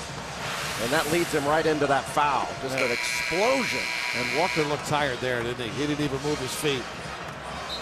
And big late buckets from free throws from Flynn, and for Connecticut, Harrelson. We talked about how little Justin Thomas has played for Syracuse. Harrelson's appearing in just his 14th game of the year.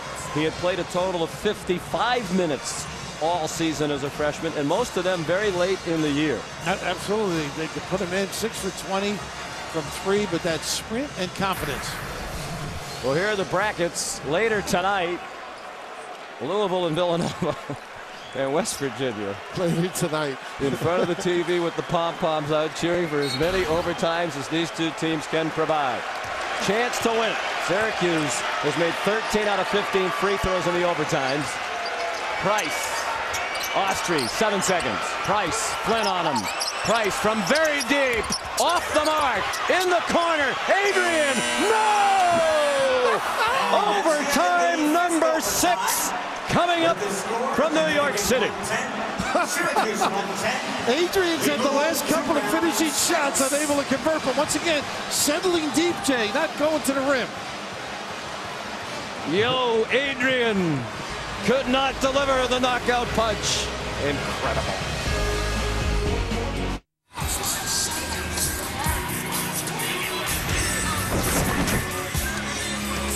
It's the 30th Big East championship. It should probably count as the 31st as well. Heading for an historic 6th overtime. Syracuse and Connecticut tied at 110. Syracuse has never led in any of the overtime sessions.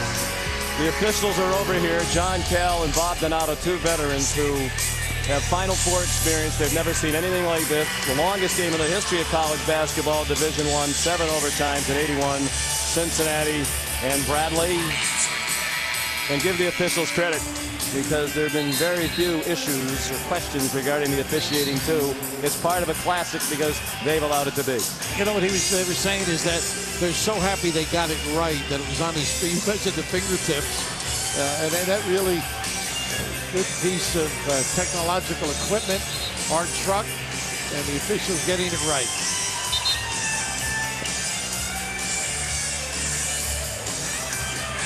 They tell us the final score of that 7 overtime game, by the way, was Cincinnati 75 and Bradley 73. 7 overtimes and they only got to 75-73. No shot clock.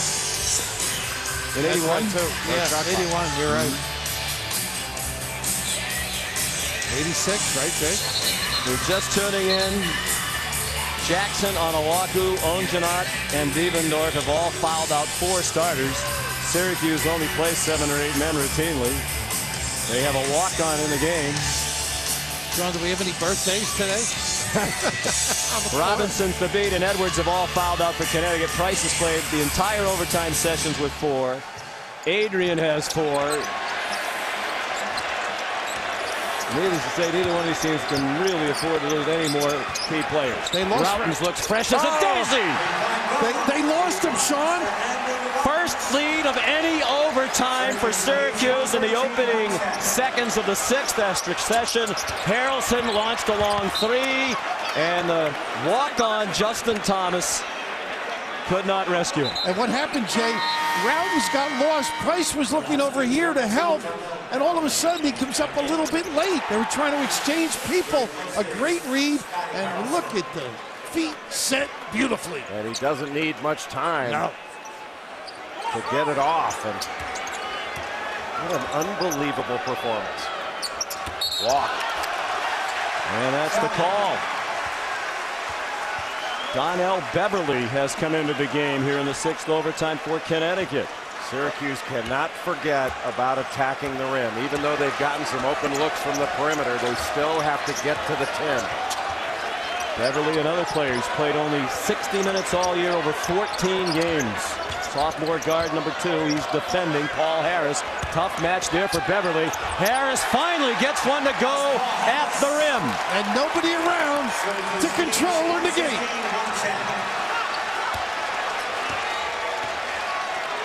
Price to Austri with Walker, Adrian, and Beverly for Connecticut. Very tough Price. A shot by Price, well short. Great defense by Flynn. And now will Syracuse stay on the prowl? No. Jim Boeheim says, let's milk it. And still run your stuff. Routens is feeling it, though. A little bit short. And the rebound down to Price. And Beverly with a great checkout. Austri wants one. Long. The shots are getting quicker as the fatigue takes its toll even more. No legs. If you've got the chance to get the ball to the basket, you have got to take it. Give yourself a chance to get fouled and give yourself a higher percentage shot. And I love the way they've changed the offense now. A lot of baseline stuff. Joseph, the freshman, way short. He hasn't scored yet. He is only playing because of the foul outs. Price to Austri. Austri off the mark. Rebound by Justin Thomas. Who? Justin Thomas, the walk-on. In his 10th game of the year. If you're wondering, that is his first rebound of the season. And I think they should go with the perimeter guys and let them do the damage. That's what Jimmy would like as well. Flynn, Thomas, Routens, dished it off. Harris missed another dunk. Harris fouled and it counts. The setup by Routens off the bounce. It's the attack of the rim. You attack off the dribble, and you're going to get some good things. And Syracuse has been smart to do so. Drawing the defense, no charge, not the legs to dunk it, but he finished the play with contact. He stuck with it to his credit. That's a big-time play by Paul Harris. Jay, when's the last time you think he missed a dunk like that? 8th grade, maybe, yeah, huh? Maybe. Oh, just you're right. Tonight, no springs. That rim at that end has been so cruel to Paul Harris, and even after he scored and was fouled, Jim Boeheim was gesturing at him as if, get it away from that rim. Put it in the bucket. He's been right at that cylinder all night long. That's caused more problems than to beat. Anytime they can get the ball to Harris, he can face up his man. He's a right-hand driver, but I think he's the guy they got to use to get the ball to the rim again and again. 24 points for Harris, 16 of them in the overtimes. Flynn is 30, Routens has 20. And now Calhoun, who led or was tied throughout all the first 5 overtimes, in serious jeopardy midway through the 6th. Whoa! Walker almost lived up to his name. Harrelson, the miss. Walker to the bucket. And now nothing will drop for Connecticut. Adrian was stripped. And it was Price in the right spot after Routens knocked the ball free. And Jim Calhoun will use a timeout. Down by 6 with 2:14 to go in overtime number 6. Back at Madison Square Garden. All right, Bill, take off your glasses and give me the top line. That looks like Sudoku. It looks like my front 9. Tied at 71. At the end of regulation. Bear in mind, Connecticut has not lost a game this year, 23-0 and leading at the half. That was a couple of months ago. And then Syracuse at no point in any of the first 5 overtimes had the lead. They battled from behind the entire time. And in a game like this with so much pressure, you have to feel like so much more pressure when you're constantly playing from behind. Extraordinary performances by both teams. But Syracuse in this latest overtime, we don't know how many more there may be. I think their attack of the rim has been the difference in the game and the real key. You look at Syracuse, their perimeter guys right now are better. I mean, they can do some things. They can post up. They're more maneuverable. And unfortunately, Jim Calhoun, a lot of guys settling for jump shots and not getting to the rim. Well, wake up your friends. Get a tape of this one. Little pressure. Whoa, Harris got hit in the face by Harrelson, no doubt about that call. He raised his hands in the air as if to say, I didn't mean to do that. Indestructible, though. I think it'd be awfully tough to hurt this guy. Syracuse, with a sometimes torturous history of the free throw line, has stayed in the game tonight and perhaps will win it largely because of the free throw shooting. They're 76% from the line tonight. And Harris is now 9 out of 9. Why doesn't he put Devendorf? Oh, that's right. Oh, goodness. All the starters on the Pines with foul problems.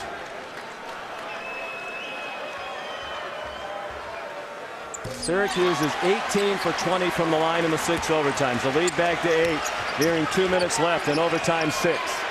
Somebody got to flash that post again. There's Adrian. It is a guards game now. Price to the rim. Missed it. Harris the rebound. He's some rebounder, this kid. And look at Adrian diving on the floor in the 6th overtime. He's played 54 plus minutes tonight. A great ticker that kid has. Great leadership qualities. How about Syracuse with only 3 regulars on the floor? Flynn has played 100 minutes last night and tonight now against Seton Hall in Connecticut. Jim Boeheim gets the timeout with 1:47 to go. I don't think when this day began, Jim imagined he'd be telling Justin Thomas what he'd need to be doing in the 6th overtime tonight. He wasn't in the game plan. He wasn't on the board, but this guy was, Sean.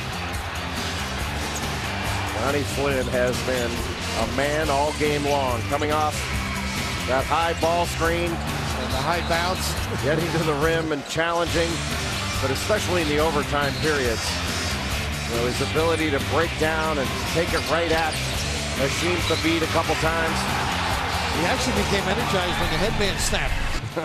Picked it up. That was the unlucky headband. They couldn't get the lead with the headband in the overtime. You know, he's already, as a sophomore, come to be regarded as one of the very best point guards in Syracuse history, and it had some great ones like Sherman Douglas and Pearl Washington, and the list goes on and on. But this takes you from terrific player to legendary status. And also nationally, too. A lot of people now are aware how good this young guy is. Out of the timeout, 1 left for each team. Ooh, went to the bucket and was wide open, and Harris didn't give it to his old high school teammate. And look at him sprint to come get it. That's what you love in a point guard. Well, just what we need. Fouls to lengthen the game. Walker commits the foul. They have to do it. This game tipped off at 9:36 Eastern time. It is now 1:17 a.m. If I get to the diner first, what kind of eggs you like? You're not going for an egg first. I know you. If I have an egg, you know I'm not feeling well. 7 players have fouled out. 2 shots. Usually the baseball summary, you get time of the game 3 hours and 40 minutes, but you rarely get that in a basketball broadcast. The Niagara Falls boys haven't missed a free throw tonight. Flynn 13 out of 13. When you're exhausted, the mental toughness shown by Syracuse in these overtime periods has been truly remarkable. The 10-point game. A minute and a half to go in the 6th overtime. Walker has it run down by Price. How about his performance? Routen's blocked it. Well, his dad couldn't do that either. Well, his dad could only go 3 overtimes. The connection appropriate, huh? Price wanted to go, I think. It may sound like a silly question, but if it stays this way, do you think Jim Boeheim would be more proud of the performance that won him the national championship that night in New Orleans, or what this group of players has done for him here tonight? Well, that was more meaningful, but I think the performance here just tells you, I got some kids who love this game, will give me anything. A different kind of pride. Yep. But I can't imagine the coach could be any more proud. No. He already experienced the ultimate joy in his profession. Yeah, and conversely, right. Price has just fouled out. You really want to stand up and clap for these young men as they leave the game. Harris's first free throw missed of the night. This is one of those games where you don't want to say there isn't a loser, but there's a survivor. I mean, both teams have battled their hearts out. This is an encore game, Sean. The game ends, people should stand and applaud both clubs. I've never done it in my career, and I think we should tonight. I would agree. For these young men. Walker, the floater, still a minute 10 to go. And in the true Connecticut tradition, the Huskies fighting all the way to the end. And they get a turnover as Flynn's pass was deflected. Austria the other way. Harrelson trying to make it interesting. Like it hasn't been interesting enough. 2-possession game. Flynn has Routen's on the wing. Smart. And Donnell Beverly fouls him with 50.4 to go. Syracuse a little bit sloppy with some rare breathing room, and Connecticut is still in it. And he was close to the out of bounds there too. Not knowing where. Well, you've righted himself at the end, but he's known the gunslinger from Mississippi.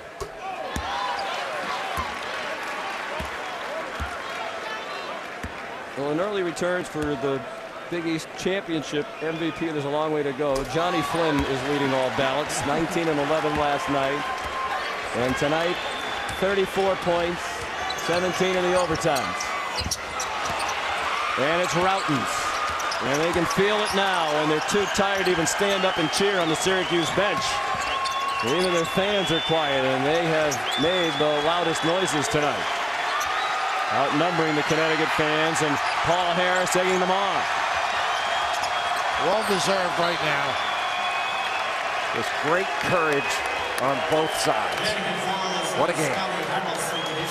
There's only been one game ever longer at this level in college basketball, and given the significance, the history, clearly one of the most remarkable games in the history of this sport. How good has this been? This is when people say, I was there. There were, what, 18 or 19,000 here. They're going to be 36 saying they were there. And tomorrow night, if Syracuse hangs on, and we are already learned the lesson, don't concede anything until the clock is officially at 0. Syracuse will start 2 managers, an equipment man. Did Bernie find anybody else before we went? A couple of assistants. Walker a miss. Beverly ran it down. Austrian air ball. They are just totally spent. Jim Calhoun saying no fouls. And everybody applauding here. Let me tell you, this was great. This is a tribute to loving the game and putting it all on the line.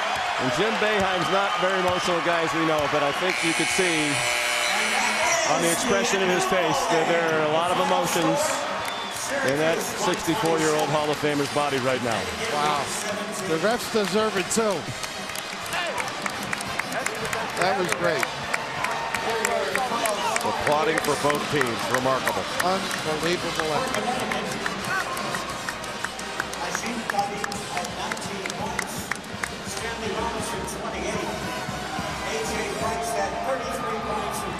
Johnny Flynn played 67 minutes, had 34 points, 11 assists, 17 of the 34 in the 6th overtime. Paul Harris had 29 points, 21 in the overtimes. He had 22 rebounds. Devendorf had 22 before he fouled out. Routens had 20, including a huge 3. If you can remember which overtime that one was in your mind, is clearer than mine. Price with 33 and 10 assists before he fouled out. Robinson 28 and 14. Thabit 19, 14, 6 blocks before he fouled out. The semifinals are set. Louisville and Villanova at 7 Eastern time. And Syracuse will be back on this floor at 9 o'clock Eastern time to take on West Virginia. Mike Tranghese, the commissioner of the Big East, over to shake our hands, and what a fitting send-off for him in his final Big East championship as commissioner. Let's go to Alan Hopkins. Coach Boeheim, you thought Aaron Devendorf had won it for you 2 hours ago in regulation. How did your team persevere and come out on top? I just got to tell you, I'm more proud of this team tonight than any team I've ever coached, because we had nothing. We had nobody out there for a long time. Connecticut had their good players for a couple, 3 overtimes. We finally got them out of there, and then it was kind of even. But the heart we showed coming back from 6 points down in 1 overtime, the plays we made, I've never been prouder of a team than these guys tonight. They just kept fighting. They would not lose this game. I'm very proud of this team. I can't say enough about them. And this guy next to you has got the biggest heart of anybody I've ever seen. Johnny Flynn was incredible. How terrific was his performance tonight, particularly in the overtime? He was unbelievable the whole game. I mean, he was really spectacular. I don't know how he could last that long and do what he did. I really don't. Andy made some threes. I don't know where he got them from. You know, you draw up plays and you just hope. And tonight they worked, but it's because of these kids. They were unbelievable tonight. All right, thanks, Coach. Johnny, what a game. What did you keep telling your teammates after each successive overtime? You know, first and foremost, I just want to give all the glory to God. If it wasn't for him, we wouldn't have put a game out like this. But, you know, I just kept telling my teammates, this is destined for us. You know, we down 5 with 1.5 minutes left, and somehow we come back and tie it up. I said, you know, we played this long. All we could do was win the game. So I just give it to my teammates. We played hard and really got a good win over here. Congratulations on an incredible win. You got to play West Virginia tonight, so get some rest. Definitely. We'll see you down the road. Back to you, Sean. Justifiable pride from the Hall of Famer Jim Boeheim. 6 overtimes. Syracuse never led in any of the first 5. They outscored Connecticut 17-7 in the 6th to win 127-117. Coming up next, stay tuned for Sports Center. And for a wrap-up of this game, stay tuned to Sports Center and on ESPN News. You'll be seeing it for a long time, folks. For Jay and Bill and Alan, Sean McDonough, very privileged to be here with these men. Good night from New York.